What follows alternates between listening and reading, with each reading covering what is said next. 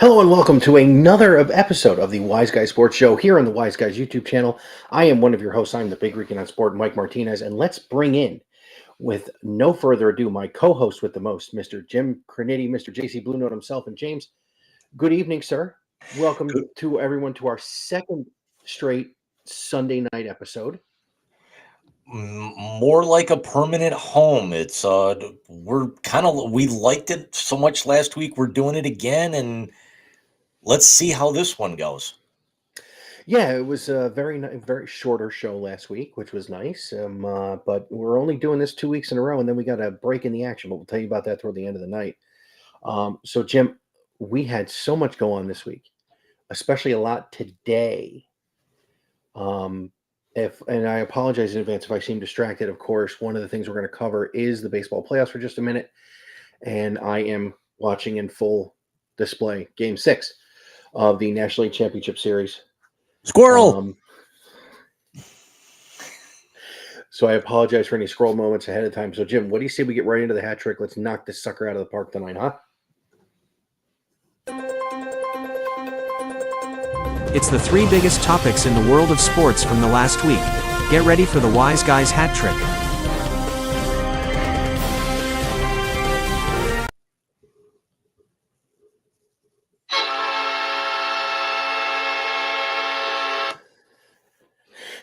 Real quick, the only thing I heard was a goal horn. There's something going on. I don't know what it is with this new setup. On my end, it's playing the videos, but it's stopping them like a second or two prematurely. Again, we actually said like last week, it wasn't so much the Sunday show, but the platform that we use, Restreamed, kind of upgraded some of their software, and we're still working on some of the kinks because it's only our second time using it. Oh yeah, no, absolutely. And I love the intro you did for the hat trick. So I just, I heard the goal horn, but outside of that, there was nothing. So what do we got in the first topic there, bud? Oh, Cleveland had themselves a day, certainly a just week. a bit. Yes, they did. And let's start with that first part and that dome that they want to build in Brook Park, which, again, we've talked about it before in the show. It makes sense to do this. They want to put the dome up, obviously, with the weather in Northeast Ohio. You want to try and get a Super Bowl, use it for more than just the 8 home games a year or 9, depending on the season. And a with couple the of 17 concerts. Yeah, here and there. But let's talk about the dome, and let me put this spin on it. So this afternoon, I'm perusing through Facebook after I get out of the shower, and I made pizza as I do every Sunday. And someone put on there about something on Facebook, something to the effect of, "This is going to be a great thing for the franchise." I said, "No, a great thing for the franchise would be a new fucking owner." There are those who agreed. Did you spin your camera? Yeah. Nice. Somehow, some way, it like flipped everything. Nice. See, you're way more tech savvy than I am. I have no idea what the hell you're doing. But let's talk about what we're here to talk about with this part as far as the dome goes. We both agreed that this is probably a good thing for Northeast Ohio, in just the revenue that it would bring if it brought a Super Bowl. We had talked not just Super Bowl, we had also talked, Final Four. You can make, just for instance, we talked about other things they can do at the venue. Last night was the Rock and Roll Hall of Fame induction at Romo Fijo. You could do that at the new Brown Stadium and just have it be massive. You can basically do a concert for all of them. You could. Massive concerts. You could bring Taylor Swift there. You could take like Metallica, put them there. Tool. It's all these, big elaborate stadium shows. You could put festivals there. We're talking a WrestleMania. We're talking Final Fours. We're talking some bowl games. That would be interesting. Have it as a because there's not gonna be any bowl games that normally go there. I could see it being a final, like a CFP championship game. Would be pretty cool. But let's also talk about what we're talking about, Jim. We're talking about a franchise that's going to get $1 billion stadium from the taxpayers of Northeast Ohio, and they haven't done shit in 25 years. And this season, somebody brought it up online earlier this week, is that unless something dramatic changes, because they are now planning on having this open in time for kickoff in 2029, unless something dramatic changes, and we're going to talk about that in the second half of that segment, as you can see, as everybody knows, that stadium's going to be open just shy of 30 years, and it's never going to see a playoff game. I believe it. I don't know if there's another stadium out there that can say that. Let's see.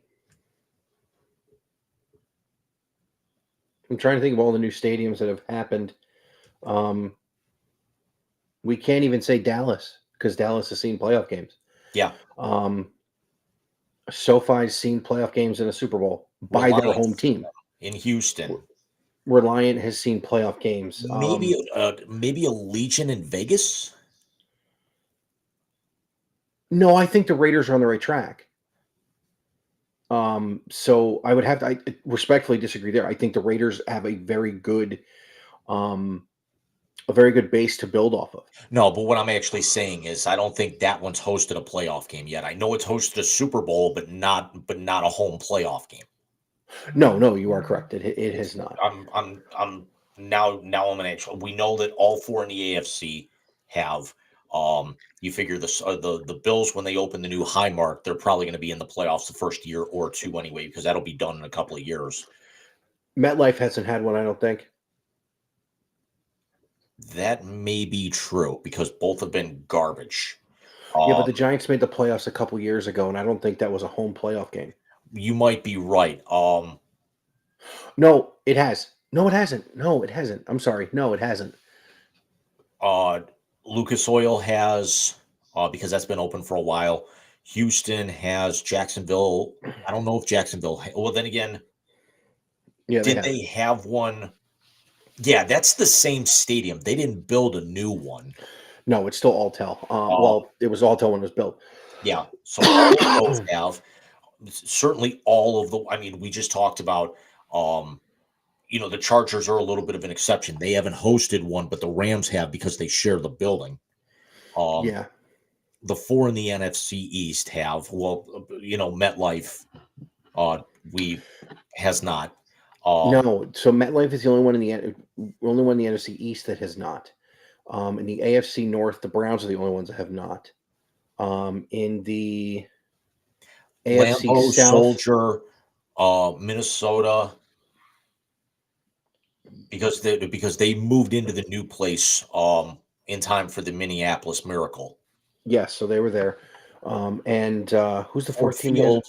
Ford Field had it last year. Yeah. Raymond James, Georgia Dome, Superdome.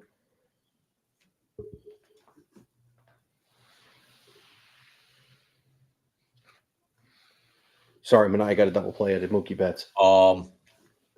Charlotte has, and then certainly, all the ones that we're thinking of in the NFC West. Seattle has. San Francisco's hosted a few because that barn's not been open all that long. They've hosted a couple of Super Bowl. They've had a couple of Super Bowls there. Arizona, we know, is kind of a go-to. They're in the rotation, and then the Rams had it a couple of years ago. Yeah, but at the same time, also as far as the teams hosting these games, getting to the playoffs, St. Louis, I apologize. Arizona has hosted playoff games. Yes. In that stadium. But this will be 30 years, no home playoff games because this team is terrible. They are just downright fucking terrible. So let's go to the second half of that real quick. I mean, let me close the book on it if I can. If you got something to build off this, obviously, let me say this. If I'm a voter in Cleveland and they did a forum when they brought the team back. I don't know if you remember that, but they, the voters came in, they had conversation back and forth. If they do that and I'm a voter, I'm looking Jimmy Haslam in the face and going, why should I give you my money when you haven't done a fucking thing in the 10 years you've owned the team? Here's the argument that a lot of people are making. Number one, they don't want it to come out of Cleveland because it rips revenue out of Cleveland and puts it in the suburbs at that point. And, I caught a lot of flack on Threads. I had a lot of people agreeing with me, but there were a lot of people taking me to task. And Um, we all said Brown's Twitter is the most toxic place on earth. Brown's threads at this point, with this issue and the stance that I took, pretty toxic as well, because they actually said that's the one thing that actually makes sense is take 70,000 people, liquor them up, and put them on the highway. As Well, opposed to put them downtown. due respect, and again, some of this is in jest, but I think from my experience in the area, it's not like 70,000 people weren't on the highway drunk anyway every Sunday. That's true. That's very, very true. Especially getting down there and tailgating down at the Muni lot. And see, that's what I have a problem with is what the tradition they're going to be breaking. But I'm sorry, I didn't mean to cut you off. Go on. But it's all. But the other. My mother brought up a really good point this morning. Is that they built that stadium on where the parking lot for the old Cleveland Municipal Stadium was, and then they imploded that and then dropped half of it into Lake Erie, where it's acting as a reef. Sure, they develop all that land if they go, but if you think about it, for the better part of 70, 80 years, there's been a stadium on that plot of land. And in the next 4 or 5 years, there's not going to be anything there. Well, some idiot on Twitter or on that or on Threads, I can't remember which one it was, but he brought up, oh, get him off of there because it's bad luck. No, it's not fucking bad luck. It's bad management. Shut the fuck up. God, this is not luck. This is not a snake-bitten franchise. This is a franchise that since 1999 has been run by fucking morons and people with their heads up their asses. I mean, it's not bad enough that they had to rush the stadium, and they were already doing renovations on it less than 10 years after it was built, after they left in 95. But it's also the fact of that you look at the 4 teams in that division. Baltimore doesn't even play in Baltimore. They're in nearby Landover. The Bengals and the Steelers, they're just like the Browns, where their stadium is literally on the waterfronts. But the thing is that they're along rivers, where the Browns are along a Great Lake and get all of that terrible weather coming straight off of that lake. So naturally, that's going to erode some of that stadium. So maybe going out to Brook Park may not be the worst thing. They're still going to have the weather, but it's not going to be directly on the lake. But, there's a lot of people saying, well, you're going to ruin the experience, the tailgating, football is meant to be played outdoors. Sorry, that's a vast minority of fans out there, who are going there for the experience, especially with shitty football. Fans will brace that in Buffalo, especially when they build the new Highmark, when that's finished in the next couple of years. Even when the Bills were not very good, they still put fans in, in the current Highmark. Fans are always going to churn out for Lambeau, even though the Packers have, strategically and also historically over our really, the last 30 years, been a competitive football team just about every season. The Browns are the complete antithesis of that. So now you're looking for people who really don't want it. Sure, they want to go down there and they want to party, but either they'll leave early or they won't go, because there's only so much getting drunk and watching shitty football that you can do, and then you actually go down there really for the party. Would you rather do that maybe in a climate-controlled environment? See, until they got good again? Yeah, and I get it there, and I'll close with this. Climate-controlled environment, yes. Here's the one thing that I think our brethren in that area understand. There are certain things that are supposed to be done a certain way in Cleveland. This is not one of them. Well, I mean, that was the whole reason behind Gateway, was to finally get all 3 teams downtown. And now, 25 years later, after the Browns leaving and coming back, 25 years later, you have this dog shit show wanting $1 billion to build a stadium. That's my problem. $2 billion. It's 1.2 to renovate that they walked away from, and I want to say it's like either 2.4, like 2.6 to build the new one. Which also it would take nearly the better part of several $100,000 more to develop that area, which would be about another 2-year project, for everything there. See, the only thing I'll say about this, and then I want to go to Billy. At least with what the Mets are doing, the Mets owner is funding this. Not in Cleveland. Now, when I come out to visit and I bring my child or children, if my older two visit me there, I will be paying more for food and drink because these fuckers can't put a good team together and now want a new fucking stadium. Speaking of fuckers, James, Michael, we have had discussions of karma. We have had discussions of fair play. We have had discussions of many of those things when it comes to Brown's quarterback position in the last several years. With due respect to Myles Garrett and to other people, he's a dirty piece of shit. That's why they were fucking cheering. He is garbage. He is an awful fucking human. And guess what? I'm sure there are 20, as you said on Threads, I'm sure the 26 women he did that to were all standing and cheering at the same fucking time, because when you called me in gleeful celebration, I did too. To summarize, the Cleveland Browns are now 1-6. They've lost 4 straight. They have still yet to score 20 points in a game, losing 21-14 to Cincinnati today. Nick Chubb returned after a horrific injury after 14 months. I'm sorry. Yes, please correct me. Nicholas Jamal Chubb. I will take the L. Emotional damage. Nicholas Jamal Chubb returned and had 22 yards on 11 carries. Had a touchdown, which was the highlight of the day. And in the second quarter, Browns quarterback Deshaun Watson, who was 12 of 18 for 128 yards and had a passer rating above 50 for the first time really all season.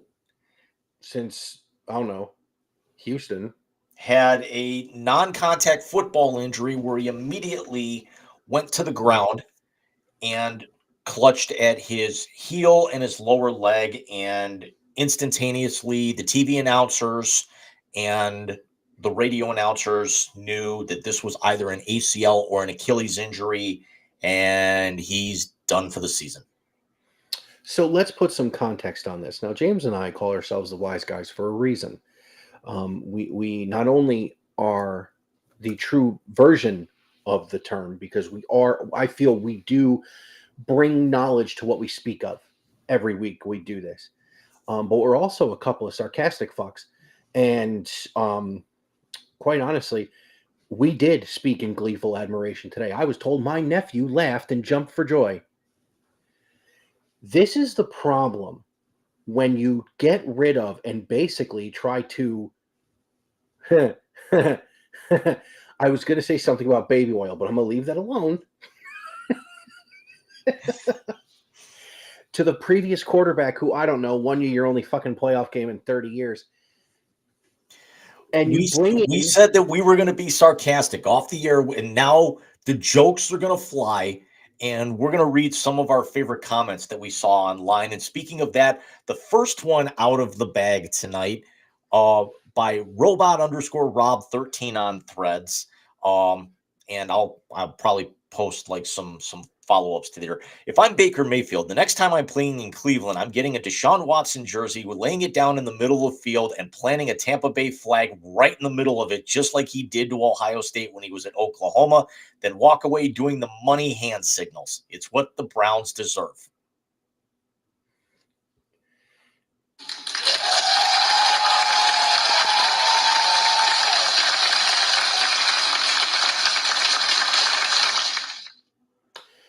Do you know what my favorite part of that was?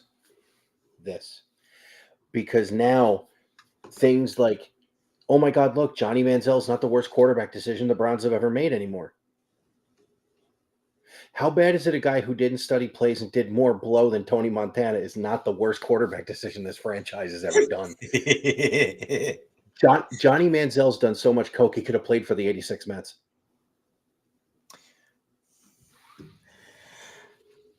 I'm going to risk the copyright, and it is not on the soundboard now, but it will be in the next 2 weeks.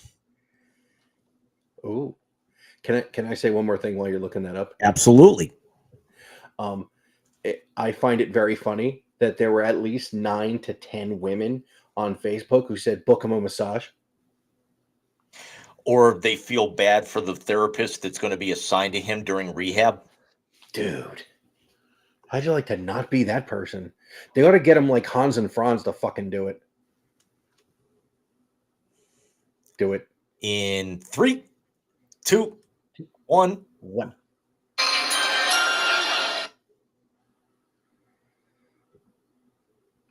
Nope. Wrong one.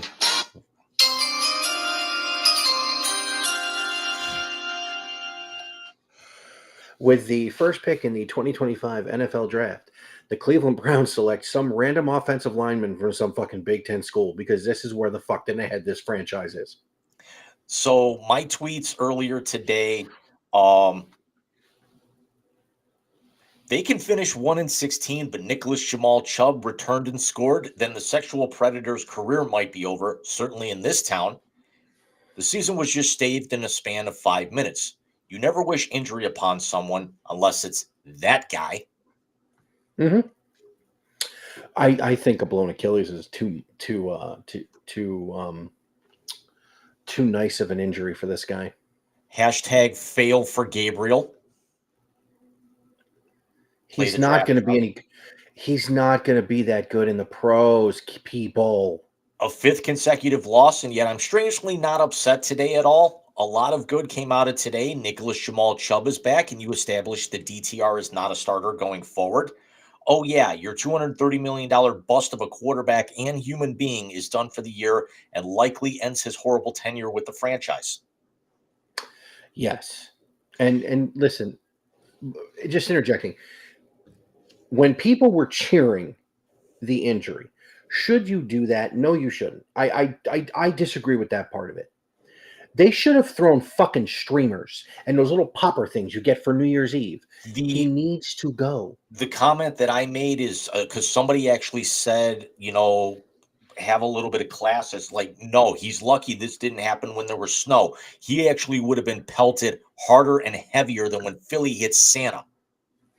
I agree with you. And I think we can say this, that people from Pennsylvania don't have the same strength in their arms as people from Ohio do. And just to reiterate here, I've been waiting 3 years to say this. Who are we taking in the top 5 in April? Gabriel, Ewers, Ward, Dart, Beck. And I even actually said, just for shits and giggles, I threw Dylan Raiola out there.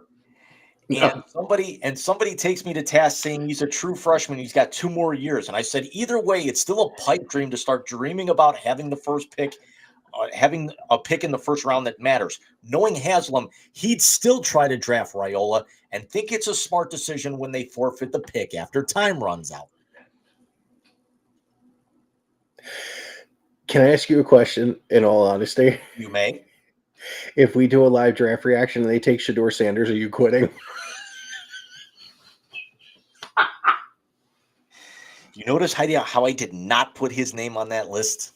I know. Yeah, if they do that draft night, you'll be anchoring the final 2 hours by yourself. What if they hire Coach Prime and bring Shedeur with him?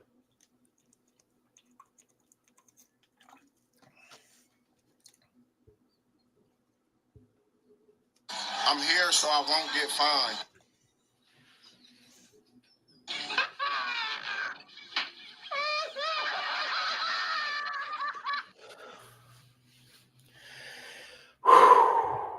Okay, let's move on because now my soul's starting to get a little darker even talking about this piece of shit. For the first time all season, the Browns threw for over 200 yards in a game.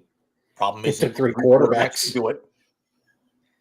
Watson threw for 128, was relieved by Dorian Thompson-Robinson, who threw for 82 and then left with a finger injury, and then was replaced late in the fourth quarter by Jameis Winston, who threw for 67 yards. And the ironic thing is that before the game, Jameis Winston was demoted to the emergency quarterback, and Dorian Thompson-Robinson was elevated to the backup.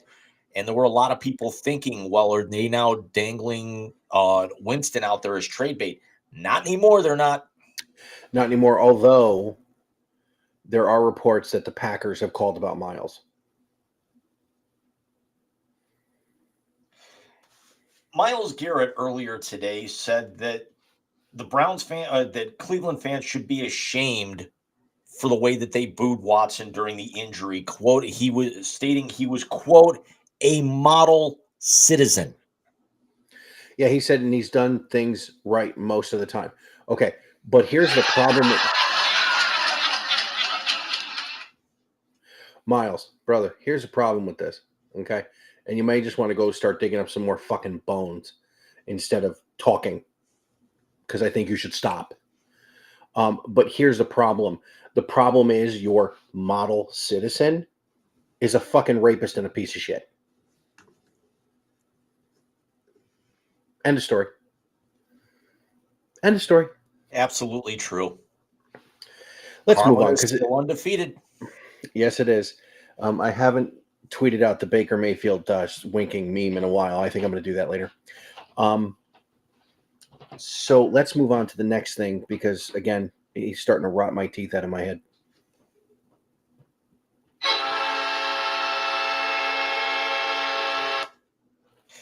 Michael, take it away, because this segment's all you. I'm going to go clean my bathroom or something. Oh, would you sit there and shut up? So, yeah, the first part of it, congratulations to that piece of shit franchise from the Bronx as they win the American League pennant. Although it was in 5 games, it was a very tough series against the Cleveland Guardians. And let me say this to Jim now. That franchise on the lake there has nothing to hang its head on, or hang its head about. You're talking about a young team with a rookie manager who basically led the toughest division in baseball wire to wire, won it going away. You had an outside shot of having a full American League Central LCS. You don't see that much anymore. Maybe the greatest home run call in postseason history. And no, I'm not talking about the TBS one. I'm talking about the Spanish one. When the guy starts singing Feliz Navidad at the end of the home run call. It's the TBS announcers is saying Big Christmas, and Present Under the Tree was pretty damn good. It was pretty good, but you should have heard the Spanish guy.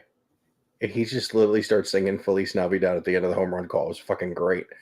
But listen, let me tell you, for the first time in a long time, the middle of the Yankee lineup has shown up in October as they get their first World Series berth in 15 years.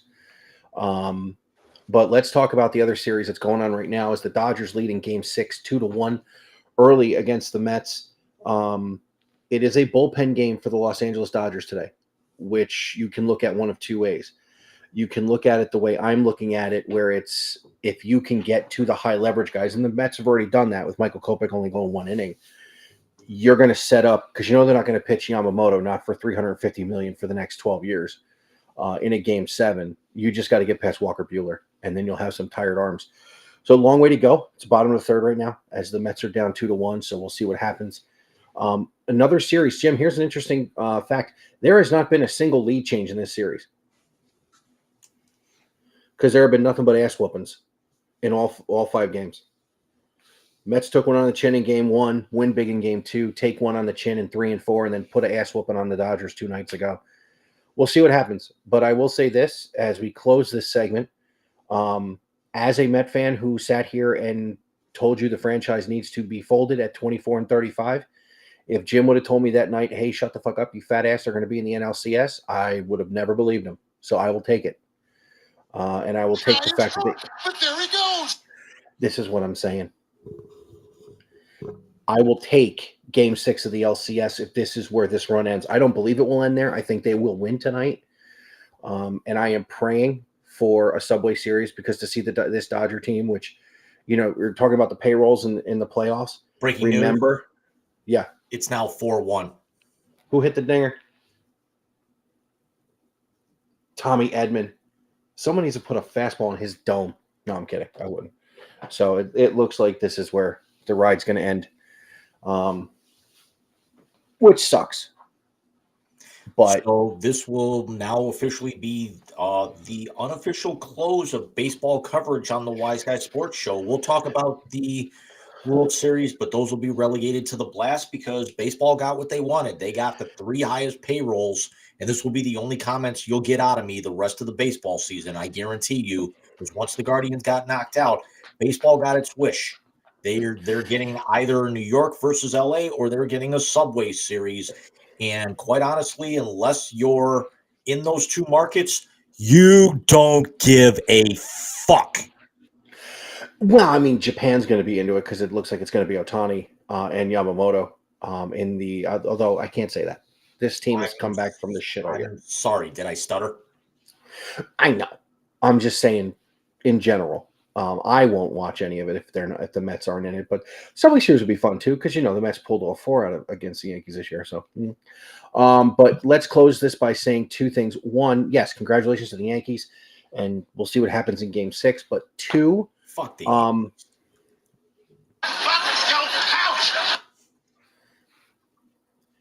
do me a favor. Stop reading my mind. I would appreciate that because that was the next words out of my mouth. So I'll say it anyway. Fuck the Yankees. So, Jim, let's get to the biggest part of tonight's hat trick, and let's really dive into this next one.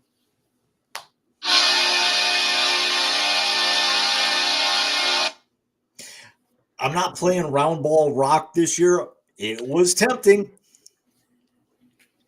Hoops The 20 are back. Yes, they are. The 2024-2025 NBA preview for the Wise Guys is now. And let's start on the left-hand side. The Celtics, coming off their record 18th title, are really a silent piece of this offseason. As we have mentioned before, we had some big moves. Paul George, of course, is now in Philadelphia. What else we got? We of course have the other storyline in the NBA of the first father and son duo playing together. Clay to Dallas. Clay to Dallas, which was huge. I mean, this season it looks like it's going to be one that's going to be one for the books. Did you see Emirates is the sponsor of the in-season tournament? Yes. The stupidest idea that pro sports has really done. Home field through the All-Star game was right up there. This might be dumber.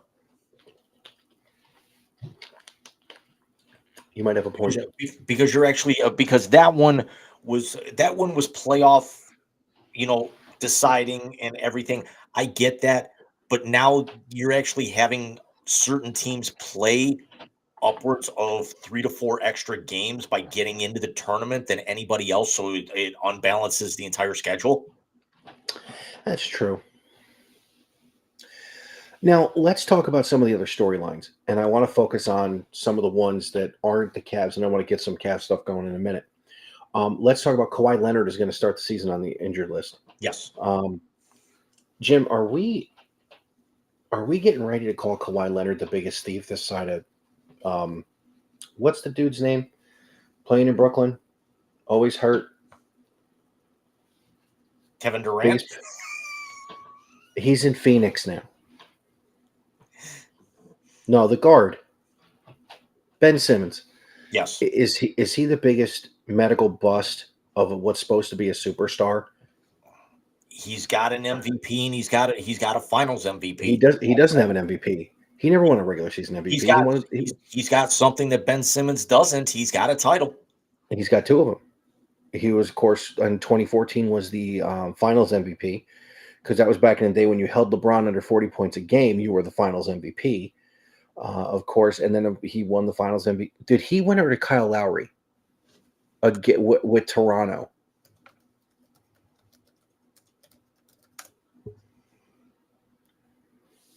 And Kawhi also just turned 33, so he doesn't have a whole lot of time left. He's a two-time Finals MVP. Okay, so he did win it in Toronto. He's also one of the biggest what ifs. What ifs Pachulia doesn't dump him in that game against The Warriors, yeah. If he doesn't step out. Six-time All-Star, which we all know that doesn't mean a whole lot. Three-time All-First Team, three-time All-Second Team, two-time Defensive Player of the Year. I mean, those numbers right there. He's also on the 75th anniversary time. He was a steals leader. He was on the All-Rookie First Team. I mean, he is a Hall of Famer, but yeah, just think of how much better we'd be talking about his legacy minus the injuries, but that's still a really damn good resume. It's a very good resume. But I will say this. This seems to me like the biggest what-if career possibly in the NBA. On top of that, you have teams. I mean, you have a lot of storylines going into this season that I really want to look at. As far as the Eastern Conference goes, I want to see the growth year over year of the Orlando Magic, who were a great team last year, who beat a shorthanded Cavs team in the playoffs, or who almost beat a shorthanded Cavs team in the playoffs last year. Sorry, he woke up. So I'm just I'm still on duty. He said duty. And I want to see how Paolo Banchero and that team grows together going into, I think, year 3 with the core of that team. Yep. You have the Celtics going after title number 19, and really the odds-on favorite to do it again with the emergence of Kristaps Porzingis, the growth of both Jason Tatum and Jaylen Brown. Elsewhere in the Eastern Conference, you have the New York Knicks for the first time in 30 years being a legitimate title contender. With Mikal Bridges and the addition of Karl Anthony Towns for a fucking song. Even though you actually had to strip away all your depth. And I said it before when the trade originally happened. I think the biggest piece of that trade is going to be Dante DiVincenzo in terms of the most ROI, return on investment. I think the Timberwolves are going to be able to get more out of him, and we'll talk about the Western Conference here in just a moment. This definitely puts the Knicks into that next echelon. Are they going to be able to get past, the loaded up Philly? Are they going to be able to move past Boston? Is Orlando going to take that next step? You also still always have to think about Milwaukee, Indiana coming off of that great run last year. And you have a new offensive-minded head coach in Cleveland. So let's spend a minute on the Cavs, and then we'll get to the Western Conference.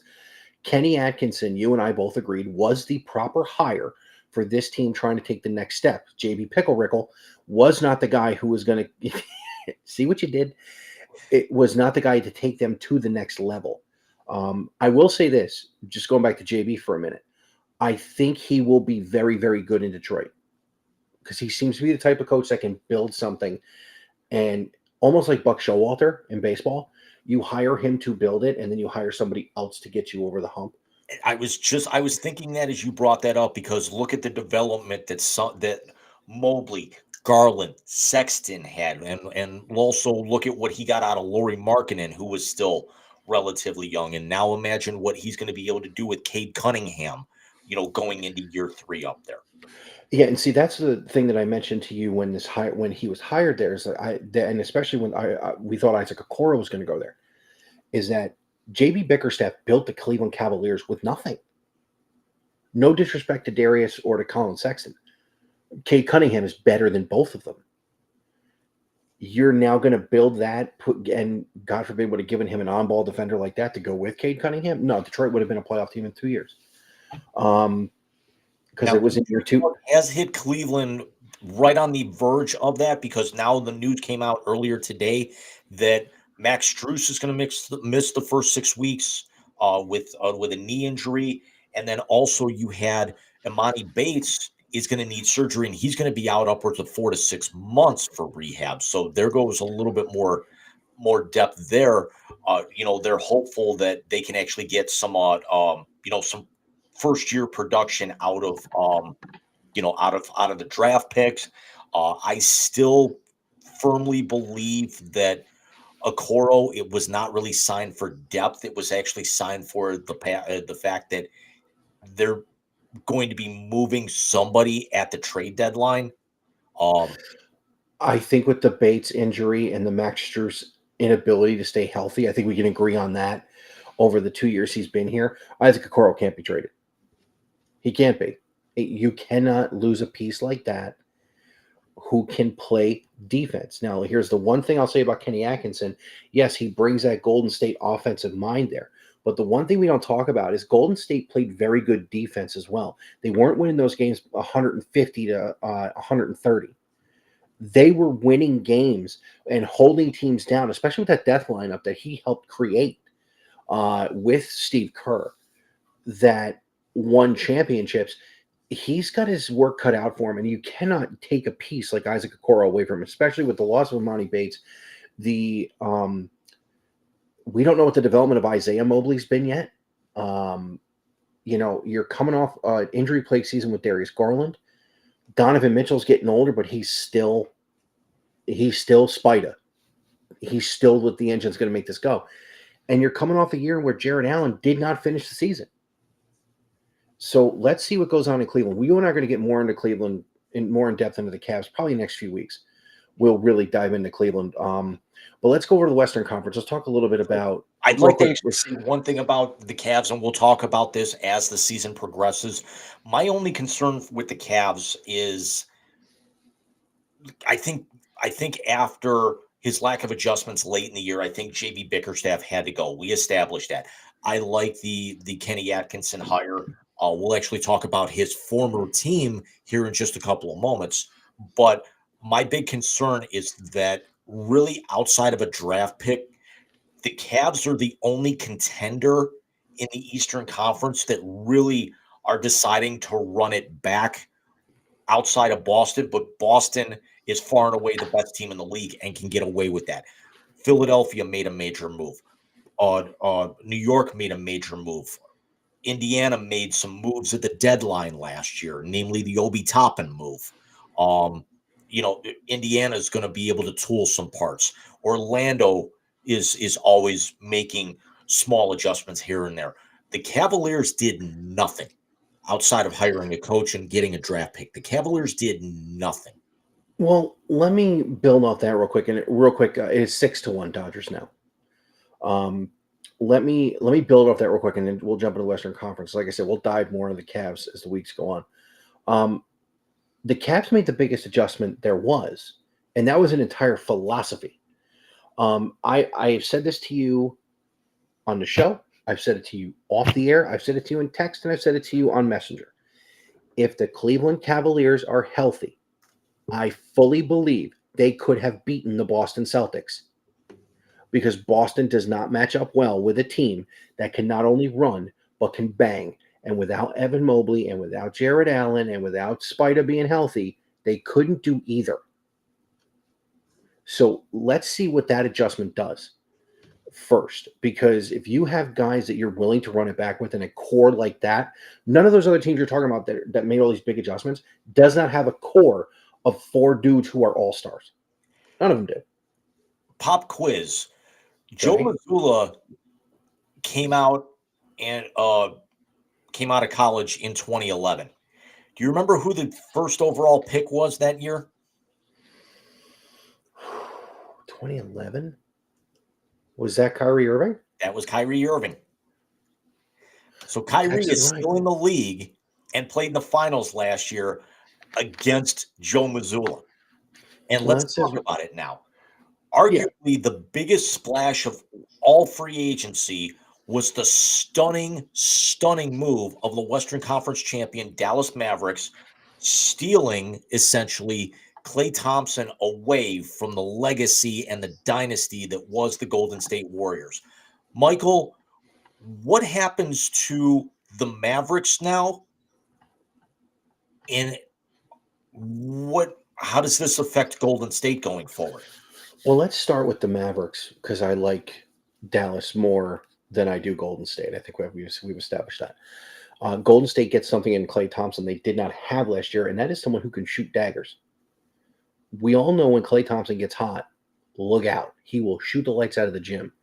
Now, in Golden State, in his prime, because we all can agree Klay is past his prime, he needed to score 30 a night with Steph because they had no other options. You don't got to do that here. You have Luka Doncic and you have Kyrie Irving, both players who are still in their prime. Kyrie's in year 13. And he's only 32. Yeah, but that's what I'm saying. Kyrie's in year 13. He's still in his prime. Luka is in year, what, 6? Yes. Pulled that out of my ass. And he is in his prime. You have the role players who helped get them to the NBA Finals, and now you add this dude, one of the best shooters of all time, to this team. You're giving, and now you have Kyrie, who actually has turned himself into a fucking real-life point guard. You're giving these guys the pieces they need to win a championship. I love this move for Dallas. I think this makes Dallas awfully tough to beat in the Western Conference until Dante DiVincenzo ends up with Anthony Edwards and Julius Randle and fucking Rudy Gobert in Minnesota. And let's think about this, because this time last year we said that there was absolutely no way that Kyrie and Luka was going to work. There was only going to be one ball to go around. And let's be honest, nobody saw them sweeping the Timberwolves in the Western Conference Finals at that point. And had it been anybody else other than Boston, they might have been having a parade last summer in Dallas. Well, I think the big change is that Kyrie finally, and to go back to what he gave up, I think Kyrie finally bought into what LeBron was trying to tell him. You just got to be you. You don't have to be I will show you how to do this. Because LeBron's plan was to be in Cleveland for a few years and then hand the reins back to Kyrie and watch Kyrie just take this thing over. And of course, Kyrie and Stephen A. and their egos got in the fucking way, and we were robbed of a team that should have won two titles. Having said that, Kyrie finally buying in after all the drama and bullshit he went through between Boston and then Brooklyn, and now he's in with Dallas. Kyrie buying into what a point guard is and what he can do with a player of all-star and all-time caliber. That's how they got there. And now you had Klay Thompson? Let me throw this out there, and we'll move off of Dallas here, because really a lot of the major storylines that we're going to talk, for the NBA season are in the Western Conference.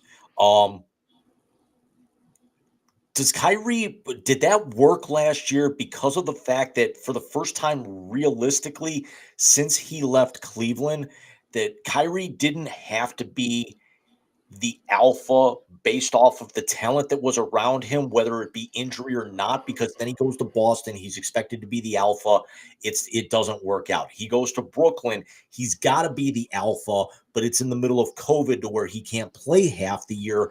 And then Kevin Durant has that massive injury. Now he goes to a place to where he's got one of the 5 best players in all of basketball in Luka, doesn't have to be an alpha, and then turns into like a time machine his first few years where he's got the alpha in LeBron, and realistically elevates himself into a top 10 guard in the NBA. Let me do one thing real quick. 6'3". Mark Vientos hit a home run. Let me say something that Kyrie actually said. Kyrie grew the fuck up. And those are his words on that show, The Shop, that LeBron has with Rich Paul and those guys on HBO. Kyrie was in there. And, of course, it's an episode LeBron's on. And they grilled the shit out of him. And he said, I grew the fuck up. I finally heard what he was telling me those years in Cleveland. And that's what got him, because you figure he went to Boston. By the way, when he went to Boston, it was this core. Jaylen Brown was there. Jason Tatum was there. Gordon Hayward was there. And that, of course, is opening night, the horrific ankle injury to Gordon Hayward in Cleveland. But when he went to Brooklyn, he tried to make something out of nothing and really forced their hand. But then he gets tossed to Dallas and realizes, okay, I don't have, and you said it, he doesn't have to be the man. Kyrie bought into what his role was for the first time since he was in Cleveland in year 2 with LeBron, and really only half a year because he was out the first half of the year after busting the knee up in the finals. Kyrie growing up is what really helped Dallas get to the finals last year. And I'll be honest, is the only reason Dallas got to the finals last year. If he was still playing like a selfish prick that he was when he was in Boston and in Brooklyn, they wouldn't have gotten there. Because they were a lower seed too, weren't they? Correct. So they had a push to get there. I will say this in regards to Kyrie and Luka working out. You got to get a lot of credit to the guys around him because this was not a two-man show. That was a team effort that got them to the finals. What was that? A notification on my phone that they've now gone to the fourth quarter in the deciding Game 5 of the WNBA Finals with the New York Liberty erasing a 12-point third quarter deficit and now have a very slim 3-point lead over the Minnesota Lynx.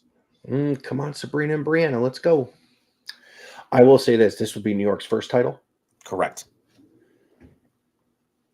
Jim, I went to a Rockers game before I went to a Cavs game. I love the WNBA. Imagine next year when Caitlin's in the finals. Wishful thinking. Put it out into the universe.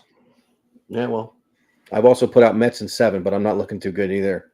Well, let's talk some. We said we're going to talk about it. Let's talk about some of the other major storylines in the Western Conference. Second year for Wembanyama. Now with an actual point guard, look out.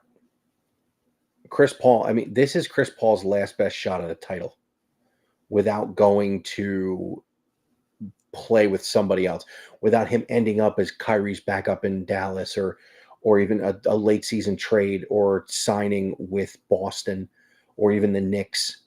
Hell, even the Cavs. It's his last best shot. And I think Wembanyama with an actual point guard who knows how to distribute as opposed to try and score like the rest of the fucking point guards now will be an asset that I think Greg Popovich is going to be able to hone and really make into quite the formidable team.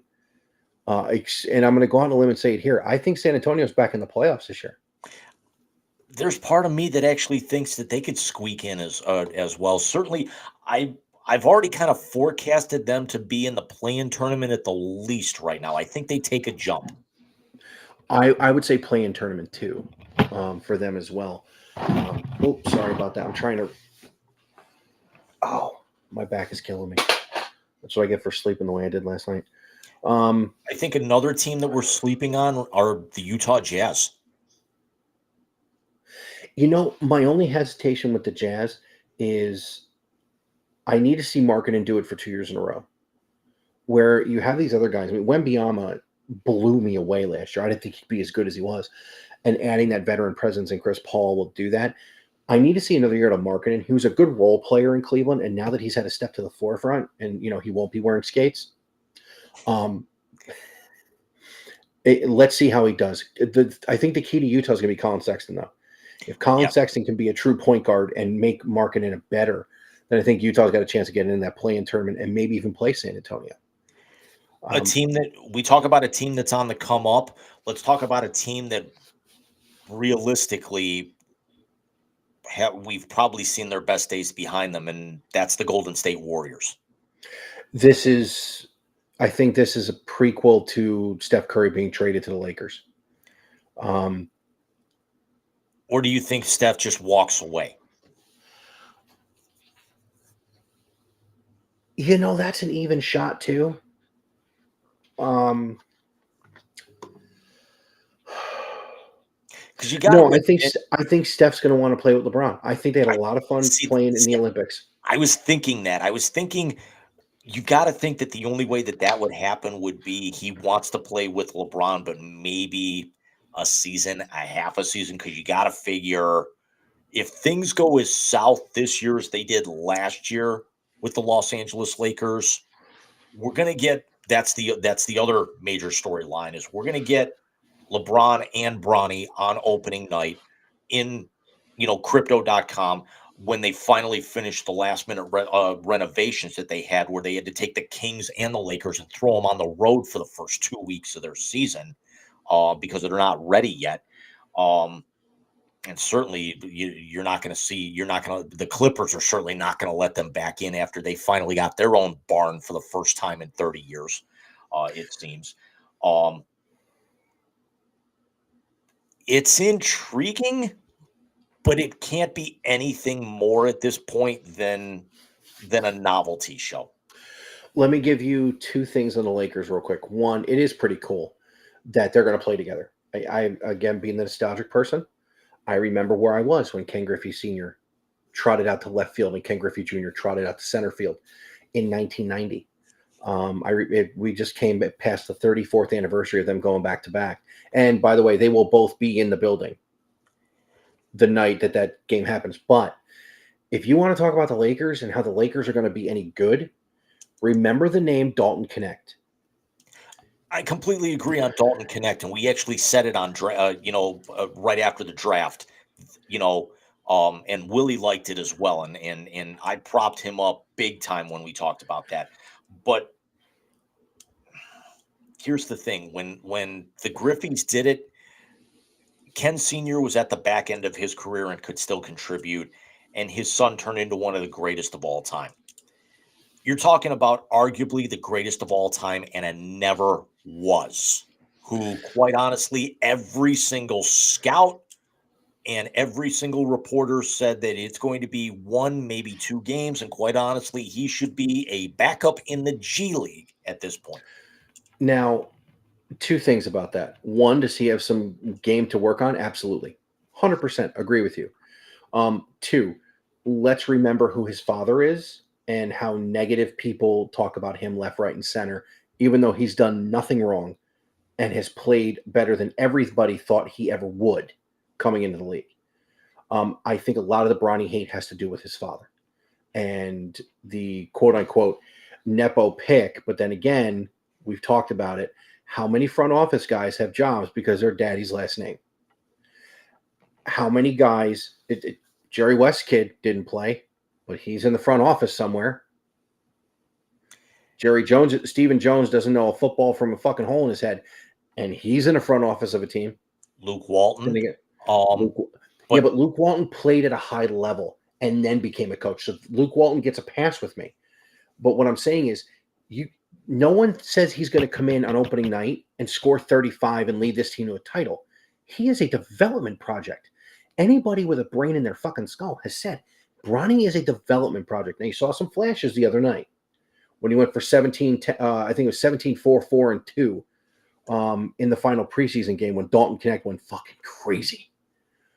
But I think a lineup that JJ Redick will bring into existence will be one where you see on the floor at the same time AD, LeBron, Austin Reeves, and Dalton Connect. That's a tough 4.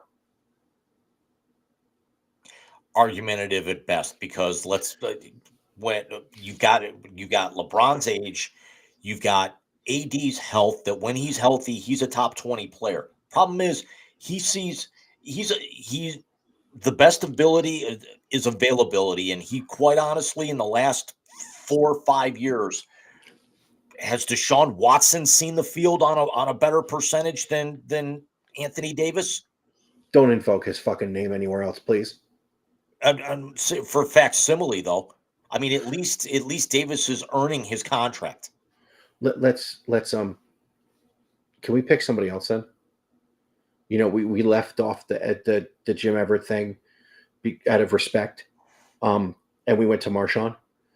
Can we pick someone else, please? Someone who hasn't. For one argument, I will make that, but here's the other aspect of that. I have the name. Steven Strasburg. There's the name. Anthony Rendon. Use those guys. Yeah, but they were. Yeah, but they won a title. They were key components of a title. They haven't even seen the field since. I agree. They got their title and they moved on. No, Strasburg was unfortunately kind of against his will. He didn't have any kind of say in that by blowing out his elbow. But can you really sit there and tell me that Magic Johnson and Jeannie Buss and Mitch Kupchak and really everybody else involved, if this thing doesn't really work the way that it is, are they going to appease LeBron, knowing that they only have a year or two left when they know that they've got that you know it's going to take whatever miracle you can because of how deep the West is with and a team that we haven't even talked about yet that we should here in a minute. I mean, we've talked Minnesota, we've talked Dallas. Nobody's talked about Oklahoma City yet. Let's get to them here in a second. But can you really sit there and tell me that they're going to try and force feed Bronny to appease LeBron if No, they've got a position to where maybe they can get into that top six? no, I don't think they are. I honestly believe that Bronny, for the nostalgia, and as a favor to a guy who has brought them another title and broke all the scoring records in their uniform, they're going to let him play with his son to fulfill that dream. And then Bronny's going to the G League. Bronny's going to go develop. And that would be the smartest thing they could do. And I don't think, first of all, I don't think JJ Redick's going to let him play much other than in that ceremonial thing. And I told you this when they drafted him. Great for nostalgia. As a father, and as a son who played with his father on the same field. And a Holy Ghost. Yes, and we just caught the last train for the coast. Coming from the atheist. Did you hear what I said? Did you hear what I said? You said the Holy Ghost. Yes, and we just caught the last train for the coast.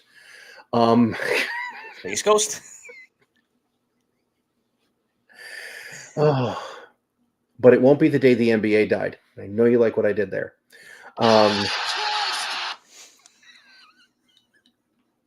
Thank you. I'll be here all week. Be sure to tip your waitress. I said that on a conference call the other day. But in all seriousness, the clip, but they are going to move him to the G League, and it would only be smart, not only for the Lakers, but for him. And the one thing the Lakers have done with the young players they have drafted, they've actually tried to build them and develop them, and I think that's what they'll do with Bronny. I said it on draft night when we talked about it. He is a project. He needs to be developed, and I think he's good enough that if you develop him, he will be a good player. Will he be his old man? Absolutely not. Will he be a 12, 5, and 5 guy? Possibly. And guess what? How many rosters need 12, 5, and 5 guys right now? So the whole thing with Bronny, I think people need to calm the fuck down. He's a 19-year-old kid who's coming off a heart issue and needs to develop. Yes, the Lakers drafted him as a favor, but last time I checked, there's a guy in the Hall of Fame in Cooperstown who was drafted as a fucking favor and was given time to develop. So we talked about 3, 4, maybe 5 contenders in the Eastern Conference. Let's talk about the 3 that everyone's thinking are going to be right there in the West. And in no particular order, let's talk about the Minnesota Timberwolves. Let's talk about the Denver Nuggets. And let's talk about the Oklahoma City Thunder. Can we start with Minnesota? Absolutely. I think Dante DiVincenzo is just the right amount of prick that fucking team needed.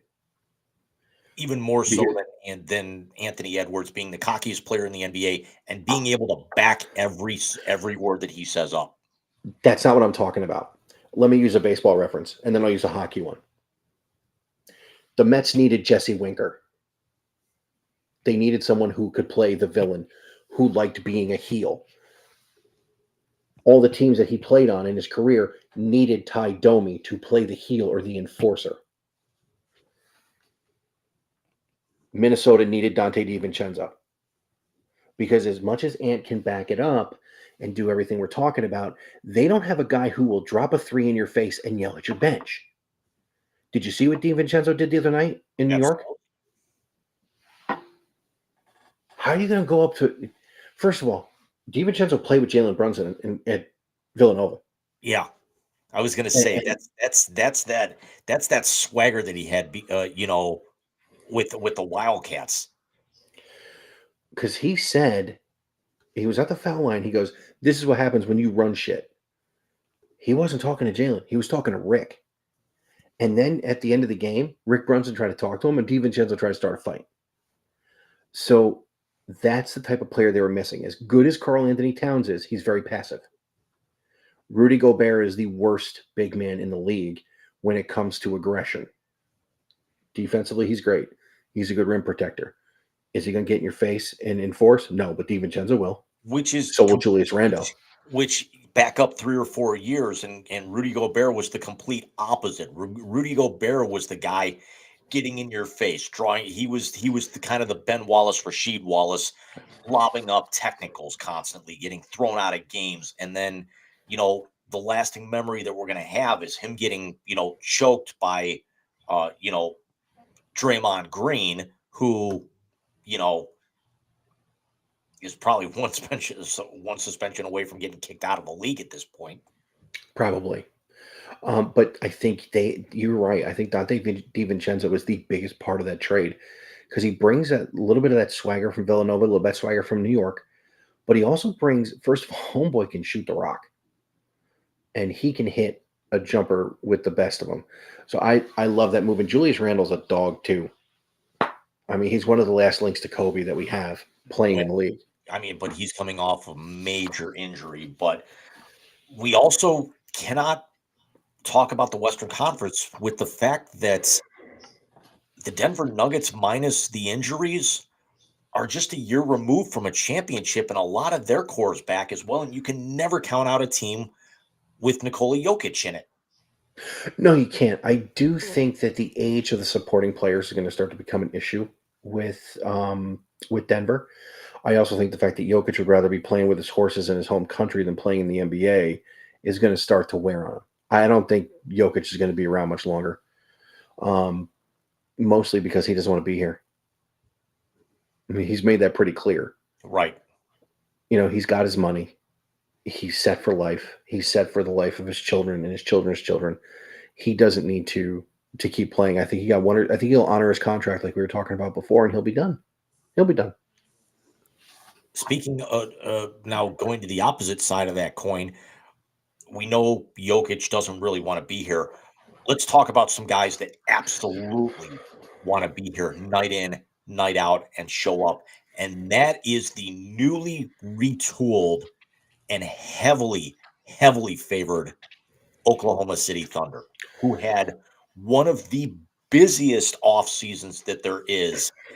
And the Thunder put Isaiah Hartenstein, Chet Holmgren, and Alex Caruso around arguably the best player in basketball right now, in Shai Gilgeous-Alexander. I can't even begin to tell you how much fun they're going to be. I thank the Lord I have the YouTube TV now, where I can watch some of their games this season. Wow, they're going to be good.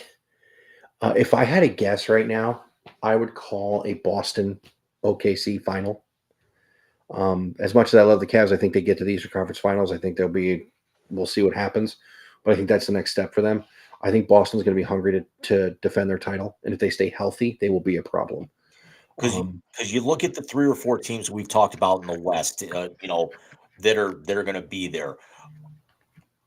Dallas got an aging legend as their big acquisition, and maybe another year. We hope that some of their role players kind of take that next step.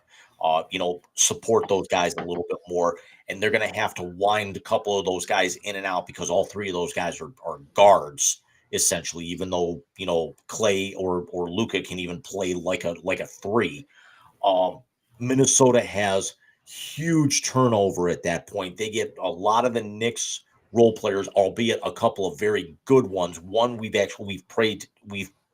praised Dante DiVincenzo a ton in the last 10, 15 minutes here. But Julius Randle, if he comes back healthy, is is a very nice addition, but he's not Karl Anthony Towns, who's a top 20 player in basketball. Oklahoma City goes out and turns over quite a bit on their roster, but they get one of the best role players out of the Knicks. They get arguably Chicago's best on-ball player in Alex Caruso, and Chet Holmgren was a fantastic draft from them last year out of Gonzaga. Yeah, they're going to be fun to watch. I honestly think they had injuries last year too, didn't they? Yes. Is that what they? A healthy OKC team, I think, can get to the finals. You're talking what, three guys who are in their early 20s Yes. in the middle of that thing, and then you give them Alex Caruso, who's not only played with LeBron but had success with Zach LaVine. They're going to be a problem. They're going to be a Hartenstein problem. 26. Shy is 20. Shy just turned 26 back in July. Caruso he'll be 31 in February, so right around the trade deadline. Chet Holmgren is only 22. Dude. Unreal. So dude, the NBA is going to be. There's so many storylines, and there's so many things that we don't have time to go over. It's already an hour and 15, and it's a school night for me, literally. So let's take our halftime break. We'll come back. We got a couple of things we can talk about here in the blast, and then we'll wrap up with the YZ translator, and we'll prepare you guys for a very special episode on Friday night. See you in a few.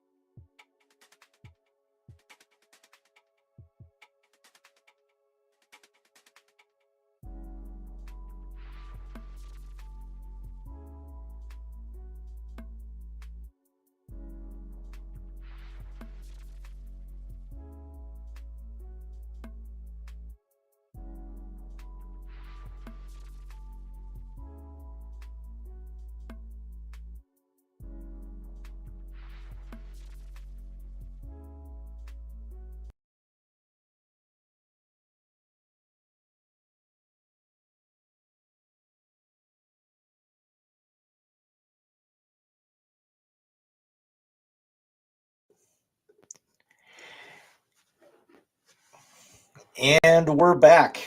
Sorry that we ran a little bit longer. Game 5 of the WNBA Finals ongoing right now. It was Minnesota up by 2. And as Mike's Chromebook literally just reset, so he'll be back with us in just a moment.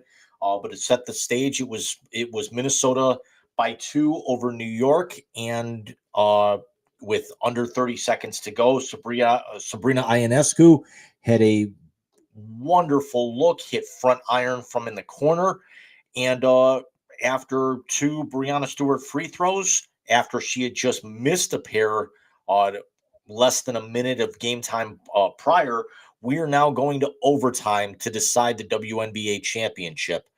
So the Lynx and the Liberty tied at 60 going into the fourth quarter. Again, I'm just waiting on Mike to return after his Chromebook randomly reset, and we hope that you guys are enjoying the new Sunday night episode as Mike has appeared to have returned. Welcome back to the land of the living. Come on. I don't have you in my head. Hang on. That's better. Sorry about that. It just shut off on me.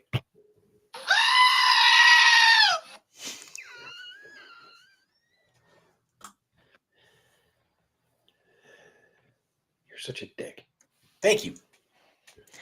So as I was setting the stage, we are now in overtime of Game 5 of the WNBA Finals as Breanna Stewart hits a couple of free throws with under 6 seconds to go, and the Lynx try a 3, missed front iron, and New York, strangely enough, does not use their reset timeout and goes to overtime.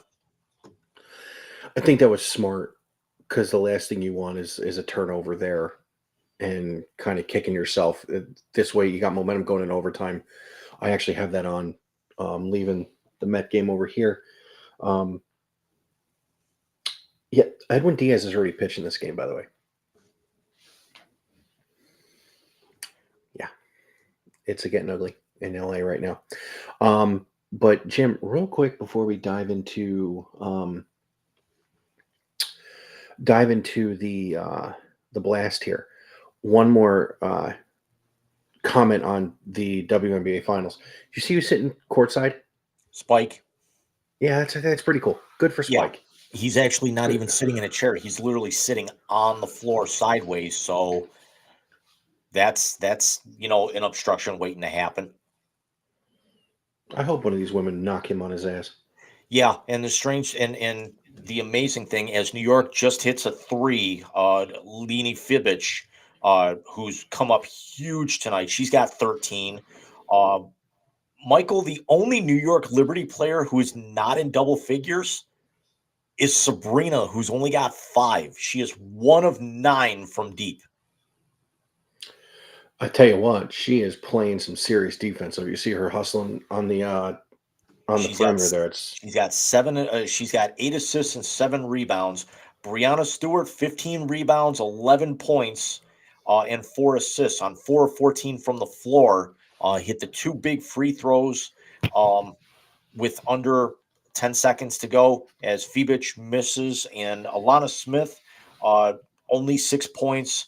Nafisa Collier's got 22. Kayla McBride's got 19 for Minnesota, and the storied New York Liberty franchise. It's amazing that we're still talking about them looking for their first championship. It's year 25 or 26, something like that. Yep. A That's WNBA crazy. best 32-8 in the regular season. Minnesota second best at 30-10. And they're playing. And the thing is, these ladies are playing some serious defense right now. If you're Yep. looking at this, they're still closing off the lane really nicely. Oh, good pass, Sabrina. Good pass. So let's get into the blast, Jim.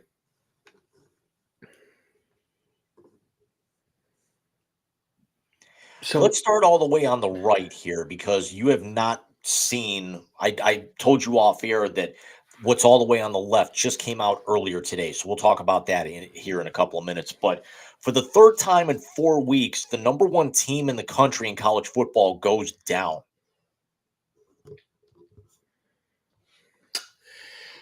Listen, I was as shocked as anybody as New York takes a 5-point lead. I was as shocked as anybody that Texas lost that game.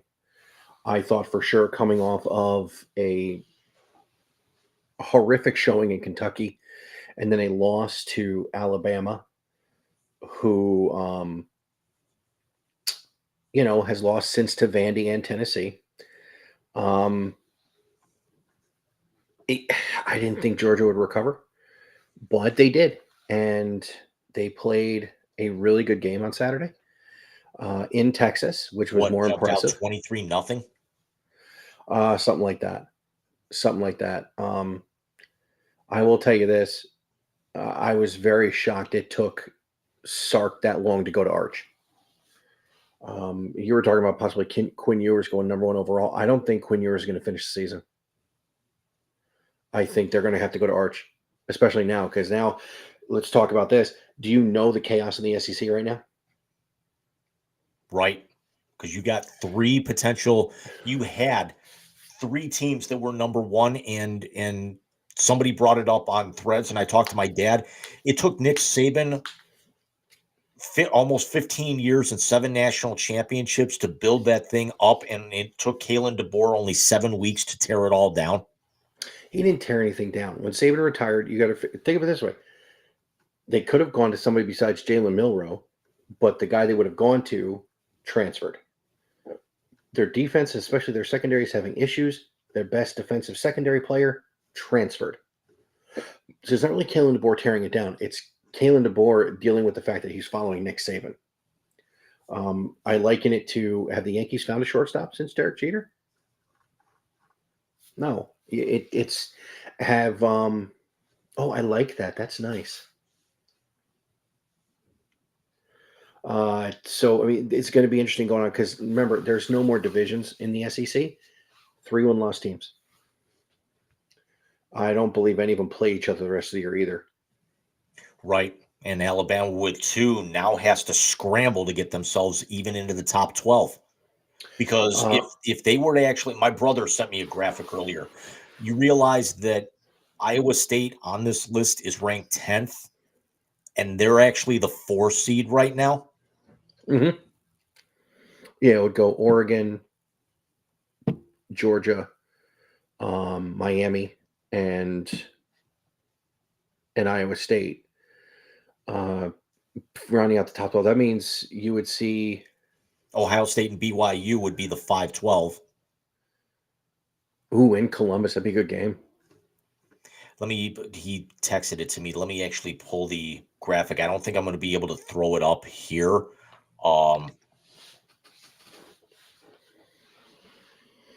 So the current playoff, you would actually have Oregon as the 1. Georgia would be the 2. Miami ranked 6 would be the 3, and Iowa State ranked 10th would be the 4. The 5-12 matchup would be Penn State and Boise State, as Boise being the group of 5. Your 6-11 matchup would be Ohio State and BYU. Your 7-10 would be Texas and Clemson.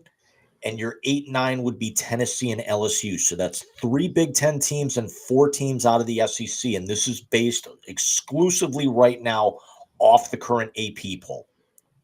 Yeah, and of course the playoff committee will meet in the next few weeks to start doing their stuff there. 7-3 in LA, by the way. Look, we got some more big games coming up. You still have Florida, Georgia coming up, which is a big game, even though it's not going to be a big game. Bama's still got to play Texas. Jim, I will say this. I am shocked Michigan lost again. I'm actually very shocked by that. As you can see there, that they fall out of the top 25 altogether.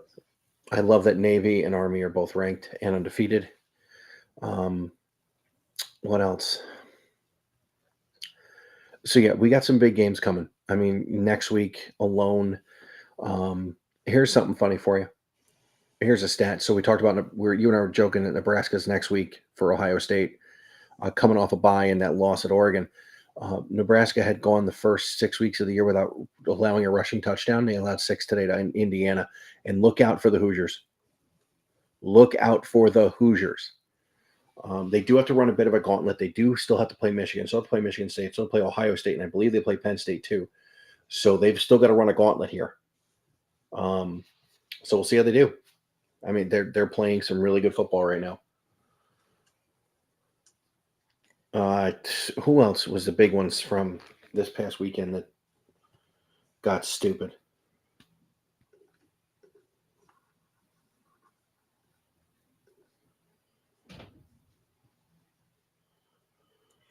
Well, to Oregon run down the holds- top 25 scores, or number 2 Oregon, now number 1, shuts out Purdue 35-0 on the road. That was back on Friday. Also on Friday, BYU holds off a very vaunt Oklahoma State rally 38-35. On Saturday, Mizzou comes back from 17-6 down after quarterback Brady Cook ends up going to the hospital with an ankle injury, and then pulls a Willis Reed, comes back and leads them to 15 straight points in the fourth quarter, holds off Auburn, and still drops 2 spots in the polls. We talked about Georgia's win over Texas. Miami in a shootout and needs a late lead to be able to hold off Louisville to move themselves to 7-0 with a 52-45 win. We talked about Tennessee over Alabama. LSU holds off Arkansas 34-10. Iowa State with a big win over UCF 38-35. Number 10 Clemson, who we all wrote off for dead and is now right back in it at 6-1 with a 48-31 win over Virginia. Number 12 Notre Dame, a 31-13 win over Georgia Tech. Number 14 Texas A&M over a 1-6 Mississippi State team, 34-24. Number 16 Indiana post 56 against Nebraska, despite the fact that Dylan Raiola was 28-44 for 234 yards, despite 3 interceptions. It wouldn't have mattered anyway. Number 17 Kansas State, a 45-18 win over West Virginia. Number 21 SMU with a 40-10 win over Stanford. The other major ranked game, number 22 Illinois with a 21-7 win over number 24 Michigan.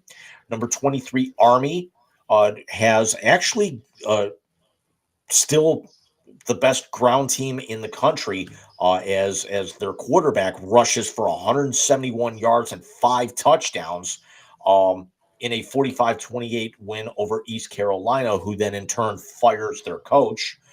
And number 25 Navy with a 51-17 win over Charlotte. Next weekend is going to be fun too. Next week? We have Syracuse and Pitt next week, so we'll see Colin McCord against a ranked team. Boise's got UNLV, of course, Buckeyes, Nebraska, Notre Dame, Navy, Indianapolis, Washington State, Washington, Indiana, Ole Miss, Oklahoma, Illinois plays Oregon. BYU's got UCF. Your boys play 2-loss Bama. And the other big one that actually could decide the group of 5 at this point, number 17 Boise State will go on the road for a huge matchup on Friday against UNLV. Yeah, and then you have Penn State gets another road test. They have to go to Camp Randall, which even when Wisconsin's not playing that well, Camp Randall's still not an easy place to play. Texas has to go on the road against a vaunt Vandy team who got into the top 25. Florida State Miami's always a knockdown drag out. I don't think it's going to be that this year, though. The big one next week, LSU, Texas A&M, as was mentioned. SMU has to go on the road to Duke, which will always be a good one. But yeah, we've got a couple of really good ones. I'm going to be interested to see what Oregon does at number 1 with with Illinois coming in hot. I think the thing with Illinois is they can stop the run, which is how they were able to beat Michigan. One thing Ohio State did not do well, outside of Denzel Burke not knowing how to cover, they didn't play the line of scrimmage very well in that game against Oregon. which again doesn't help their case moving forward when you have tests with Nebraska and of course Penn State coming up in 2 weeks in Happy Valley. Kansas State's always a knockdown dragout. That was the game last year when you were down here. We were watching, right? Yep. Okay. Is Georgia and Florida next week? No. Okay, then it's late this year then. But yeah, so college football.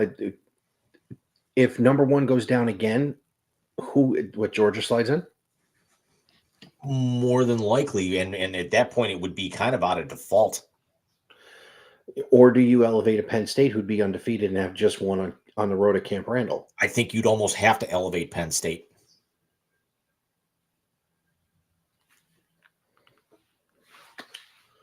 Granted, they actually have looked a little shaky in a few games this year, but winning ugly is better than not winning at all. Very true. One last question about college football before we dive into the NHL. Is Lincoln Riley going to get fired? I think they give him another year. I actually think they kind of give this year a little bit of a pass because of the adjustment to the Big Ten. Because some teams have flourished. Oregon has flourished, but we all knew that regardless of where Oregon was going to play, they were going to be a national championship contender. We knew that Texas was going to flourish this year. And granted, they came out incredibly flat in the first half, made the score a little bit respectable in the second half. I mean, they actually did outplay Georgia in that second half a little bit, because Georgia was already up, three scores plus at that time.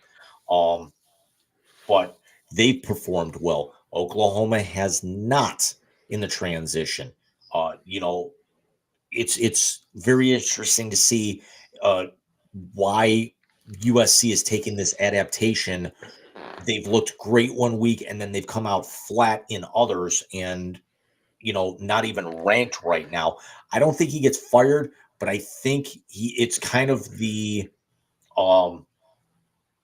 I hate to use the idea, but I think it's very much like what Kevin Stefanski is doing right now with the Cleveland Browns is that they had the world on a string last year with how they were set up, and then you basically change all the questions this year.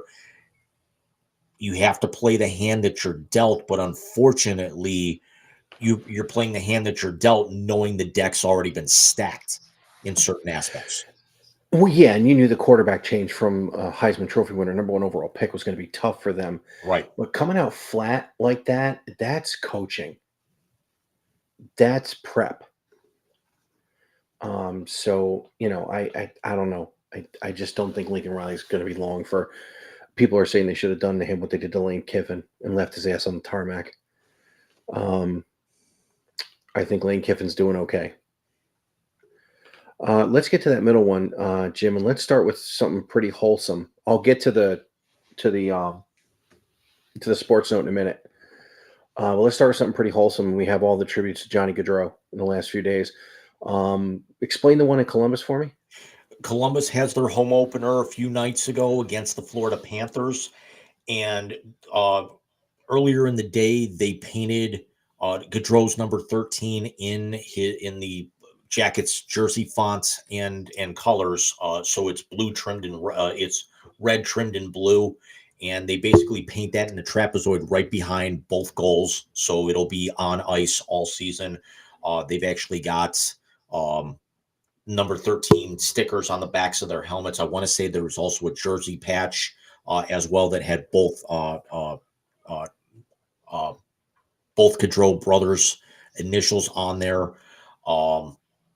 And then the Jackets take the ice and they only bring out 4 skaters and they leave left wing open to represent Johnny Gaudreau. And then the head linesman the head referee drops the puck and nobody takes the face off for 13 seconds and the puck just sits there. And they let 13 seconds run off. They stop the clock and then Columbus brings out their top line and they go at it. Also earlier in the day, I mentioned this to you earlier, going into the arena that night, every single player from Florida was carrying a grape Gatorade and a bag of Skittles. in honor of Johnny Gaudreau. That was apparently one of his favorite snacks, I guess, or what is his favorite candy and his favorite Gatorade. Correct. And then Um, also Johnny's father, Johnny and Matthew's father, participated in the morning skates with the I Jackets saw that. that day. I saw that. That was pretty cool. That was pretty cool. And of course, you got a banner raising in Florida, that Stanley Cup championship banner. You also had, I mean, we talked a little bit about Utah opening the season. What else is going on in the NHL right now, Jim? I mean, I've obviously I've been so Mets focused that I've only kept a high overview of it. But what else we got going on? The Winnipeg Jets right now, those Winnipeg Jets, one of the lone undefeated, I believe the only undefeated team left in the league right now at 5-0, and had a pretty cool moment where longtime superstar Brian Little signs a one-day contract to come back and retire as a Jet. Spent a little bit of time with the Rangers in the last couple of years, and takes the opening faceoff with Sidney Crosby. Doesn't actually get activated, but puts on the jersey one final time, and his wife and daughter end up dropping the faceoff for the final faceoff of Brian Little's very, very, very, very talented career. So kudos to Brian Little. And I'm not going to say we're going to see him in the Hockey Hall of Fame, but he's definitely beloved by the Jets since the move to the 204 a decade ago. So very cool. That is pretty cool. And then you had a sports note that came out today. That One more you thing I had want to bring up before we go into that. Did you see what happened in Seattle the other night? No. The Kraken win at home in overtime, and the only thing I can actually say is their goaltender Joey Decord goes to jump on the pile after the overtime winner, with the teams kind of dogpile each other and get together, and totally whiffed. Did we have a goalie goal this year? We did. Another goalie thing. Did you see Marc-Andre Fleury showed up in a Halloween costume? Yes. Did you see who you went at? Yes. It's fucking McLovin. Jim, real quick, if I could just interrupt you, Brianna Stewart just iced the WNBA title. It is 67-62 Minnesota. And it is officially over for the first time in their history. The New York Liberty are WNBA champions. Pretty transformative year for the WNBA, if you ask me. And congratulations to Brianna and Sabrina for now getting the summer double, the Olympic gold medal. Ironically enough, think about that. They both win gold and a WNBA title, and the margin of victory for the two combined championships was less than 10 points. Unreal. So congratulations to the New York Liberty. I still hope one day with WNBA expansion we see the Cleveland Rockers again. I would go to a game. But Teresa Witherspoon's there too, by the way, which I think is phenomenal. And Rebecca Lobo was on commentary for ESPN, so very cool for her to be able to actually, see the team that she spent so many years with. She was her first draft pick. Correct. Finally get a championship. May this be the only champ. Oh, there's Sudeikis. May this be the only championship New York wins this month.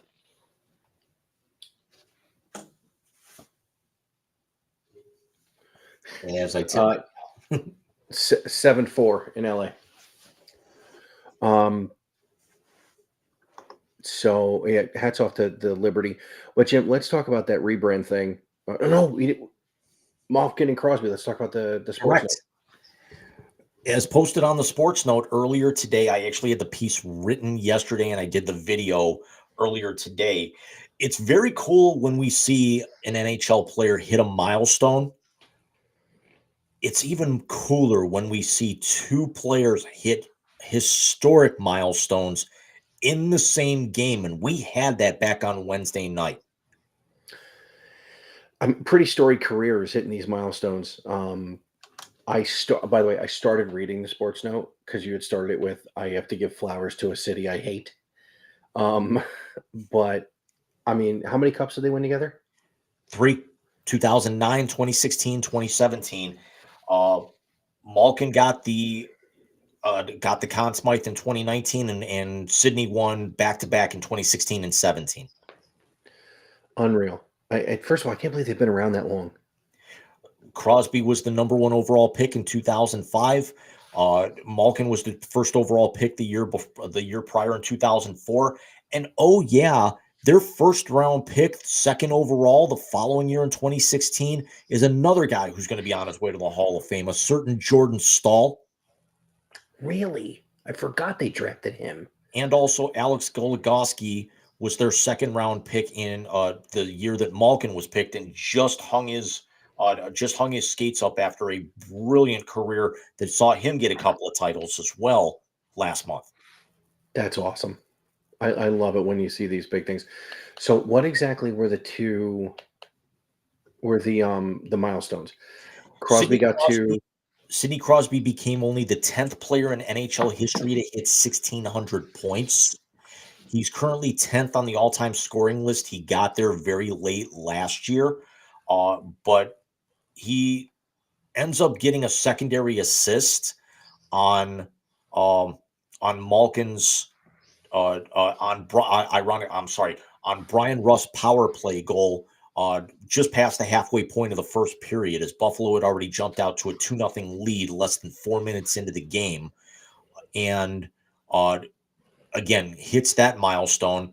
And then with the game tied at 3, midway through, after 2 periods, early into the third period, Malkin gets the assist on Crosby gets the assist earlier in the game, and then Malkin assists on, Crosby assists on Evgeny Malkin, being the 48th player in NHL history to reach 500 goals at just past 3 minutes in the third period to put the Penguins up 4-3.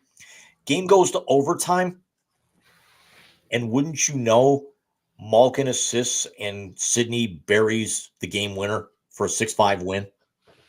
So Malkin ends up with 1 goal and 3 assists on the night he gets 500, and Crosby ends up with a goal and 2 assists on the night he hits 1,600. Jesus. I mean, just to think about, they play 80 games a year, or 82. He's played how many years? 17. That's basically 100 points a year.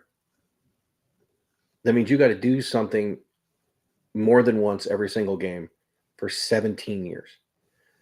Hats off. I would tip it, but when I shave and I put the hat on, it just itches like hell. So, I mean, I Crosby went at it played tonight. over 1,200 games. He's just shy of 1,300 for his career.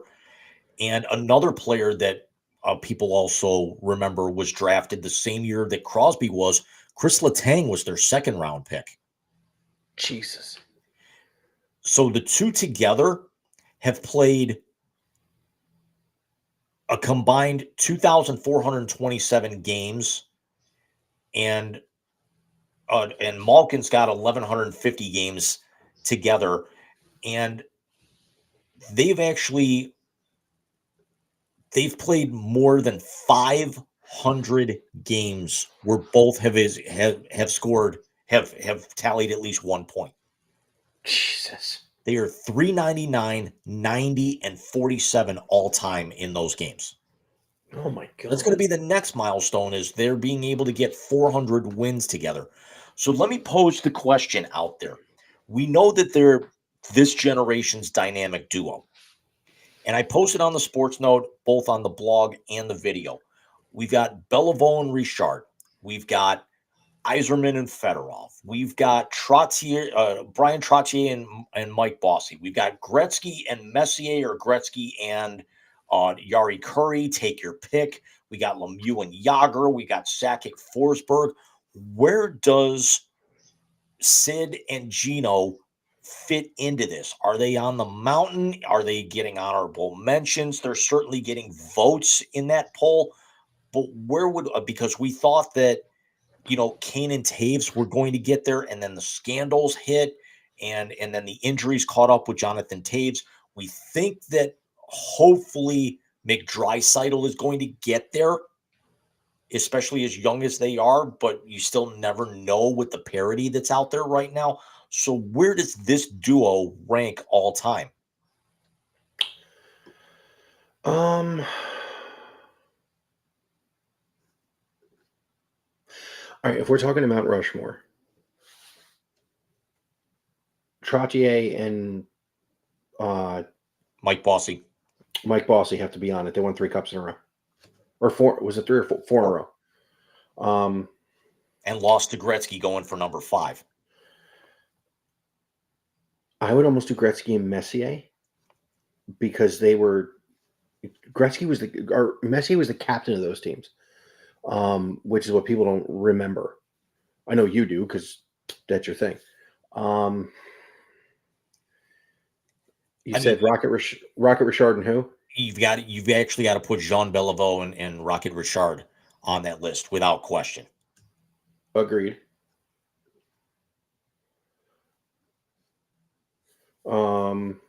Because here's the other thing is that Sidney Crosby now is only 121 points away and from breaking Mario's all-time Penguin scoring record, which actually would put him as having more cups than Mario and more scoring than Mario. Overall, he also needs 90 goals to break Mario's all-time Penguin scoring record. Something that 3-4 more years, he can get that one. I think he can get that scoring record by the All-Star break next year. 121 points is, for a guy who's 36 years old, is asking a lot. He's not Ovechkin, who's actually, dramatically come back to earth in the last few years. I still think he's going to try and ride things out for another, for this, and maybe next year play until he's 41, get Gretzky's record, and then, skate off into the sunset.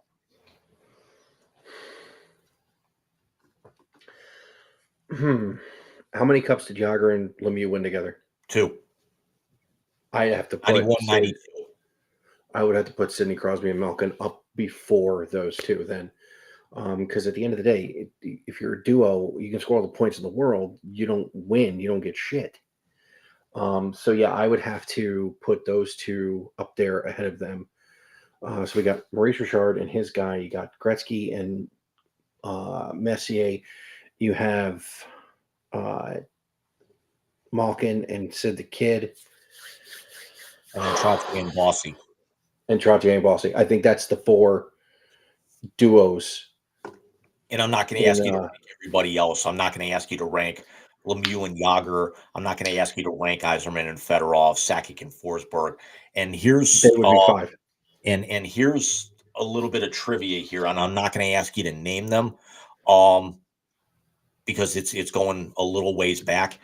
Of the 48 players that have hit 500 goals, all but 5 of them are in the Hockey Hall of Fame, and 2 of them are because they're not eligible yet, and that would be Patrick Marleau, who just retired last year, and Alex Ovechkin, who actually, I take that back. Jagr's not in the Hall of Fame yet because he's still active overseas. This is his final season. Keith Tkachuk's got over 500 goals. He's not in the Hall of Fame. Pat Verbeek's got over 500 goals. He's not in the Hall of Fame. I didn't realize Pat Verbeek had that many goals. I want to say Pat Verbeek finished at I think he was just over 500. Jesus. So that's crazy. So the list is Ovechkin has got 853. He's still active. Jagr has 766. He's still active overseas. Crosby is active. So he's got 593. 7 more. He'll actually only be he'll be the 21st player to ever hit 600. Steven Stamkos has got 555. He's active. Keith Tkachuk's got 538. I think he'll get in one of these days. Pat Verbeek finished with 522. And Peter Bondra has 503 and is not in the Hall of Fame. And Malkin now hitting 500 on the head. tied with Lanny McDonald exactly at 500 and is active. How many goals does Sid have? 593. Okay. Jesus. Let's talk about Diamond and get to the translator. It's getting late. So it was announced earlier this day that Diamond Sports Group, as we all know, has been in bankruptcy for a few years. They have now actually partnered with FanDuel, and Bally Sports Network is now going to be known as FanDuel Sports Network starting on Tuesday. And then FanDuel, I believe, will take a 5% ownership share once Diamond comes out of bankruptcy with the funding that that's going to be bleeding in as part of this deal. So it was bad enough that we had a gambling site sponsoring so many networks and local networks, and now you're going to have an official gambling site, arguably one of the big three that's out there between ESPN Bet, MGM, MGM Bet, and now FanDuel. Are we going to see live lines, with the score overlays now? Yeah. Jim,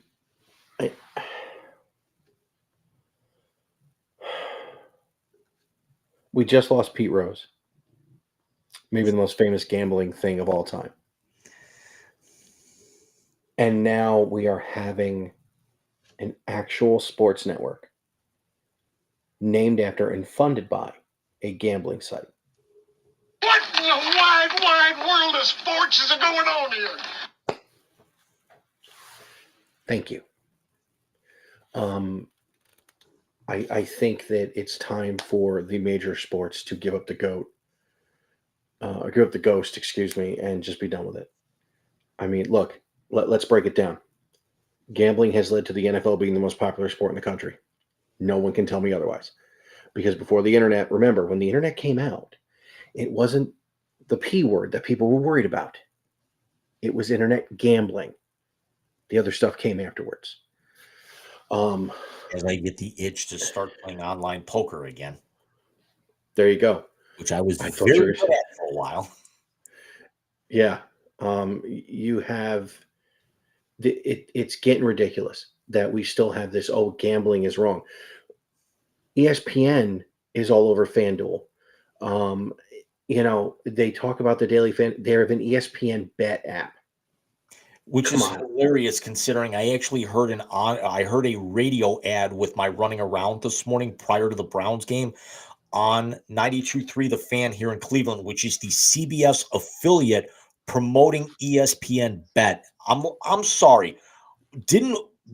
When we were younger, you never saw one network even mention the name of another network, let alone a product that they endorse. I get that. Well, that's it. But you'd figured that would be run on ESPN 850, which is the Cleveland ESPN radio affiliate, not the CBS affiliate. Agreed. So yeah, no, I can't even begin to tell you how annoying this is. It makes me want to vomit, being brutally honest. I find them to be horrific. So we're talking about when you come out of the half and everything, or when you start the game and they actually break down the keys to the game, and what's one of the first graphics that they show? The in-game parlay. I can't even stand it, dude. I can't even stand it. I don't like the way it's going. I don't, I stay away from it. Now, granted, I have friends who do it. I have friends who are very good at it, but I don't partake. Could I make some money? Probably, but no, I enjoy watching without having to lose my shit I lose my shit because of my fandoms. I don't need to lose my shit because I'm losing money. That's part of the reason why I stopped playing fantasy football every year. Is I actually wanted to sit back and enjoy it, even if there was no money in the stake. I got tired of actually rooting against certain teams and only rooting for certain players. I actually want to just be able to root for a team, regardless of saying, oh shit, the Bills are actually in a close game. I need Josh Allen to throw a touchdown pass on the final drive. Yeah, I can't do that shit anymore. So Diamond is going to screw all these sports.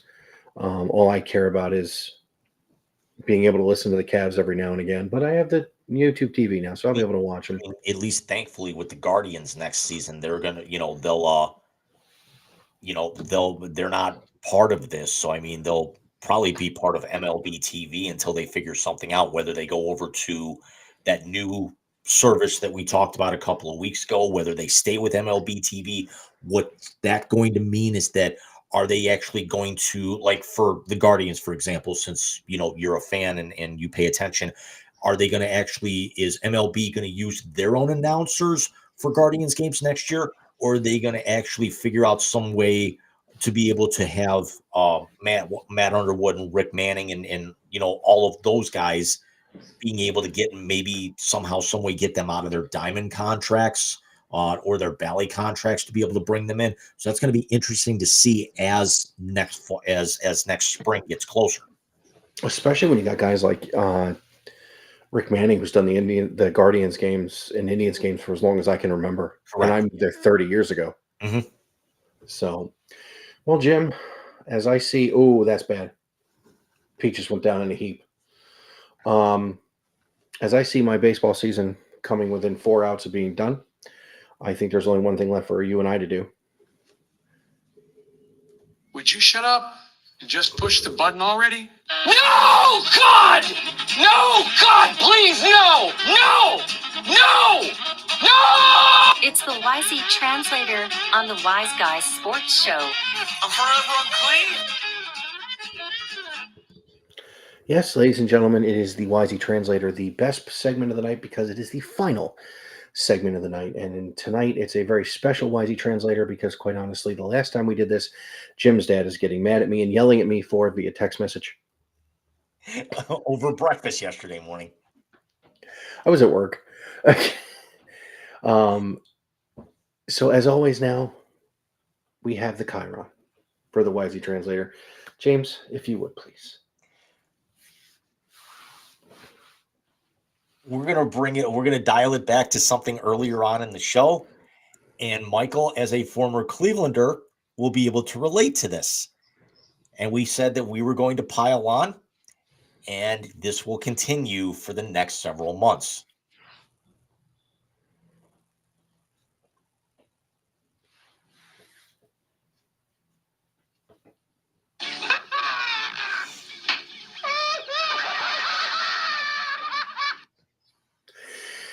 It's also fitting that the motherfucker's a weasel. You leave Bobby Heenan out of this. Pop goes the tendon. Anyway, we have another OTR.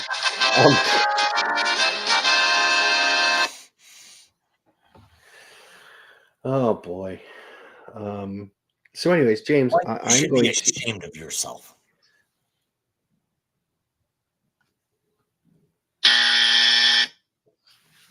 No, I shouldn't. What was the old cartoon? I'm a bad boy. So, James, I will This would have been start the out. perfect opportunity to to play the Beavis boing. Boing. That'll James, be on that.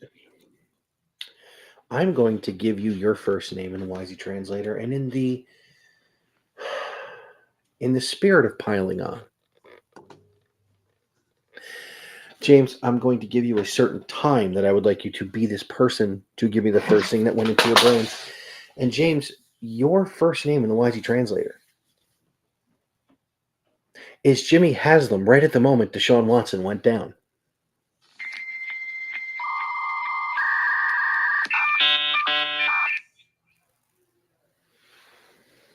So who can I fire first to have them take the fall for this?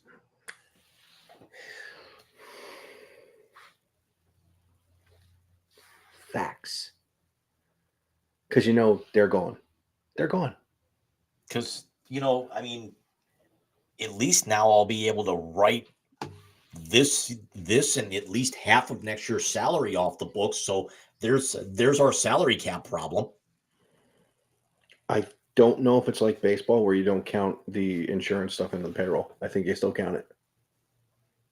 It's going to be interesting to actually see how this works. I'll probably have this looked into with Spot Track tomorrow once he officially gets looked at. Thankfully, he didn't have to go very far to the Cleveland Clinic, so they can get a diagnosis pretty quick.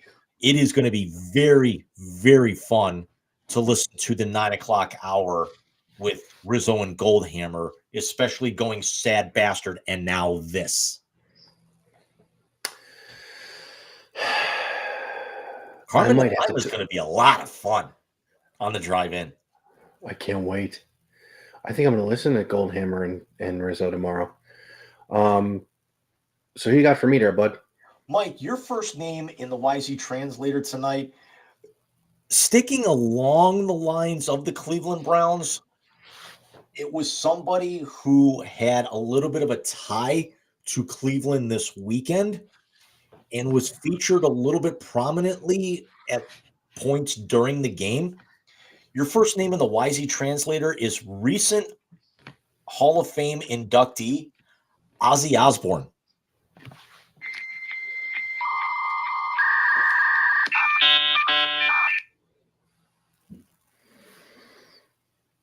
He's the Prince of fucking Darkness. And it's about time. They were doing twofers all weekend. So let's also pose the question, who's not in the Rock Hall that should be?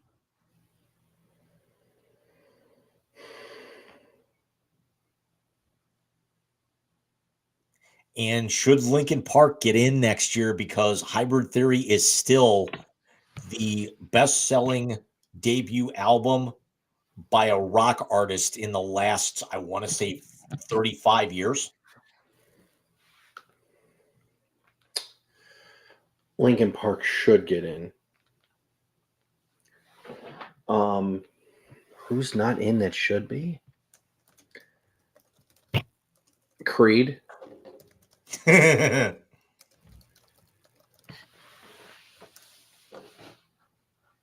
So according to Ultimate Classic Rock, from an article back in April, let me roll some names out there. Bryan Adams, Alice in Chains, Greg Allman, Anthrax. Oh. For Bring the Noise Alone. Bachman Turner Overdrive. BTO's not in. Bad Company. Badfinger. Beck. The B-52s. Oh, that should be in. The Black Crows. Yeah. Blood, Sweat, and Tears. Yes. Blue Oyster Cult. BOC. John Yes. Bon Jovi as a solo artist. No. Here's my personal pick, or at least one of them. Boston. I hate Boston. Oh, you mean the band, not the city. Sorry. Dick.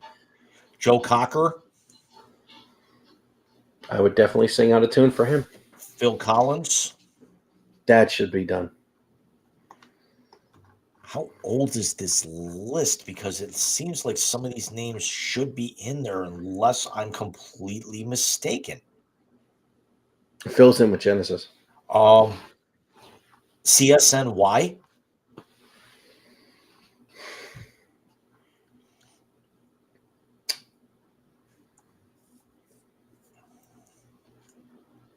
Derek and the Dominoes. Oh, yes.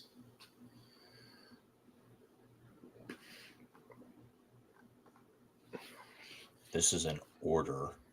They've got this alphabetically.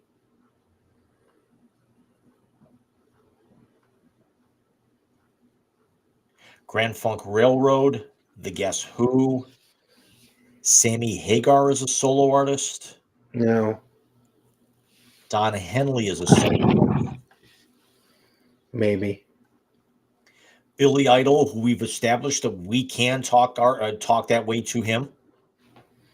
And he also gets it. Yep. In Excess. What? Iron Maiden. I was never a Maiden fan. Me neither. Jethro Tull. My mother would always say yes. That's one of her favorite bands. Korn.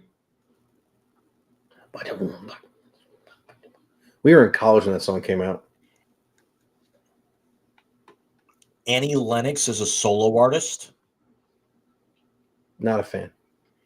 Huey Lewis and the News. Okay. Sports was one of the transformative albums of the 80s. Meatloaf. I don't know. Megadeth.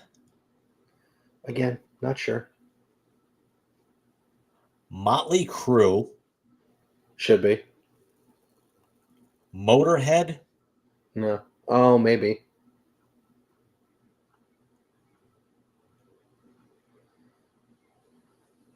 I was going to say Ted Nugent, but fuck that guy. Mm-hmm. Pantera. Yeah. Maybe not because Phil Anselmo's a Nazi. There's that. Robert Plant is a solo artist, although I hate Zeppelin. Poison.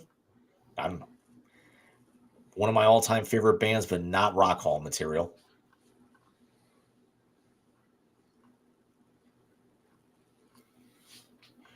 REO Speedwagon is intriguing. DLR. Joe Satriani. Slayer. Slayer. It's Warren. Smashing Pumpkins. Maybe. Soundgarden. Was never a fan. Mm-mm. Steppenwolf. Yes. Sting as a solo artist was in with the Police in 03. Stone Temple Pilots.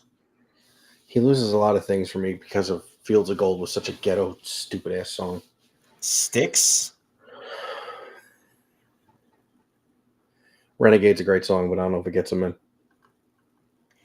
I think we could both agree. Thin Lizzy. Yeah. Tool. Even though they've only released 5 or 6 albums in their history. Pete Townsend is a solo artist. Yeah. Twisted Sister. That I agree with. Joe Walsh is a solo artist. He's from Cleveland. Go ahead. Roger Waters is a solo artist. Yeah. This one's intriguing. Weezer. White Zombie.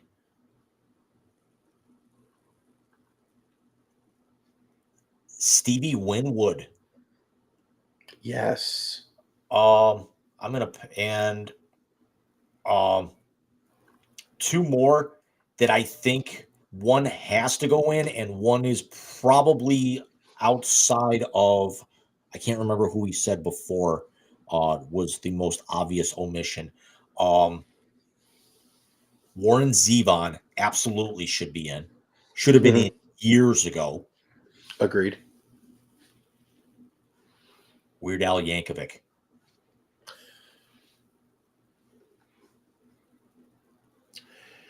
They might have to burn the place down. You know, if they actually, I'm wondering, would they actually extend out the Rock Hall if the Browns moved to Brook Park, knowing that they've actually would have all that extra land literally across the street? I think you should make a concert venue at the Rock Hall. That'd be kind of cool to be able to take up some of that land. Like the old front row. Interesting. Like the old front row.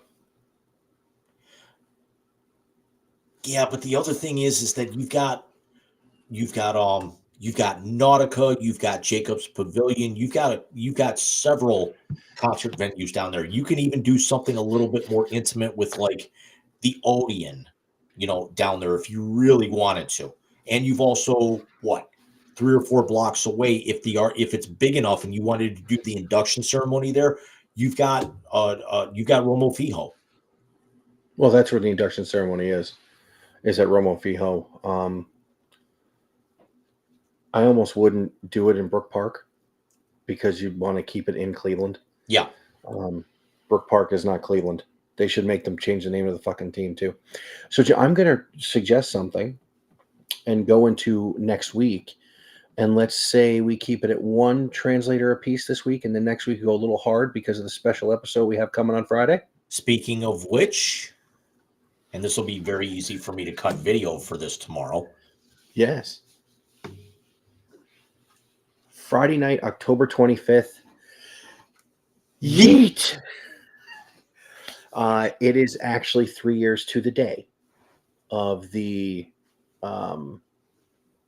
first Wise Guys episode, which this is the 3 years to the high school reunion episode.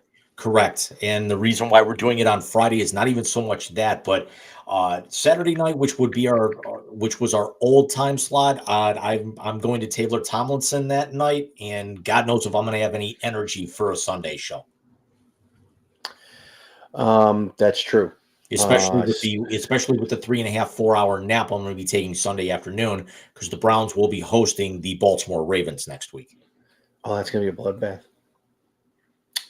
And if I can just put it into words, at the moment it is 10-4 Dodgers in the bottom of the 8th. The magical mystery tour that is Grimace, Oh My God, OMG, and the playoff pumpkin. It's finally struck midnight. So we want to bid you farewell for this evening. We also want a Major League Baseball. You gave us a great ride, but we will probably not be discussing you, but maybe 10 minutes the rest of the season at this point. So we can actually queue up Avril Lavigne next week, as a farewell. But we will come to you guys on Friday night. Again, a short week. We're trying to work out a few surprises. We might have a few new graphics and everything. That's going to be my little plan over the course of the next couple of days here, with NCIS and FBI being back. My Mondays and Tuesdays are not free anymore. The Hallmark Christmas movies are back, so my weekends are not as free as they used to be. Shut up. It's fucking October. Yeah, but last night's one had Lindsay Fonseca, who we all remember was the girl in Kick-Ass, so I'm not going to argue. Point taken. She wasn't Hit Girl. No, that was Chloe Grace Moretz. Yep. Die-hard Islanders fan. Very nice. Season ticket holder, too. Wow. Well, Jim, I'm going to go cry on my pillow and go to sleep now. Yeah, I'm going to turn myself in as well, and we will see you guys on Friday night, and keep an eye out. And now, because we're doing Friday, we will not turn around and do Sunday, so we'll give ourselves a nice little 9 day rest going into November. Ironically, that's going to be fucked up, because our next show is going to be, first of all, 2 nights before the election, but it's also going to be daylight. That's going to be daylight savings. Whatever. Yeah, it's going to feel weird, but we'll let you know more about that on Friday night. But we will see you guys Friday night for episode 88 and the 3-year anniversary. Get your popcorn and your Guinness ready. And in the words of Jerry Springer, be good to yourselves and one another, and make as many Sean Watson jokes as you possibly fucking can, because that motherfucker needs to eat it. See you guys Friday. So I won't get fined. Good night, everybody. I'm hoping to. See you Friday.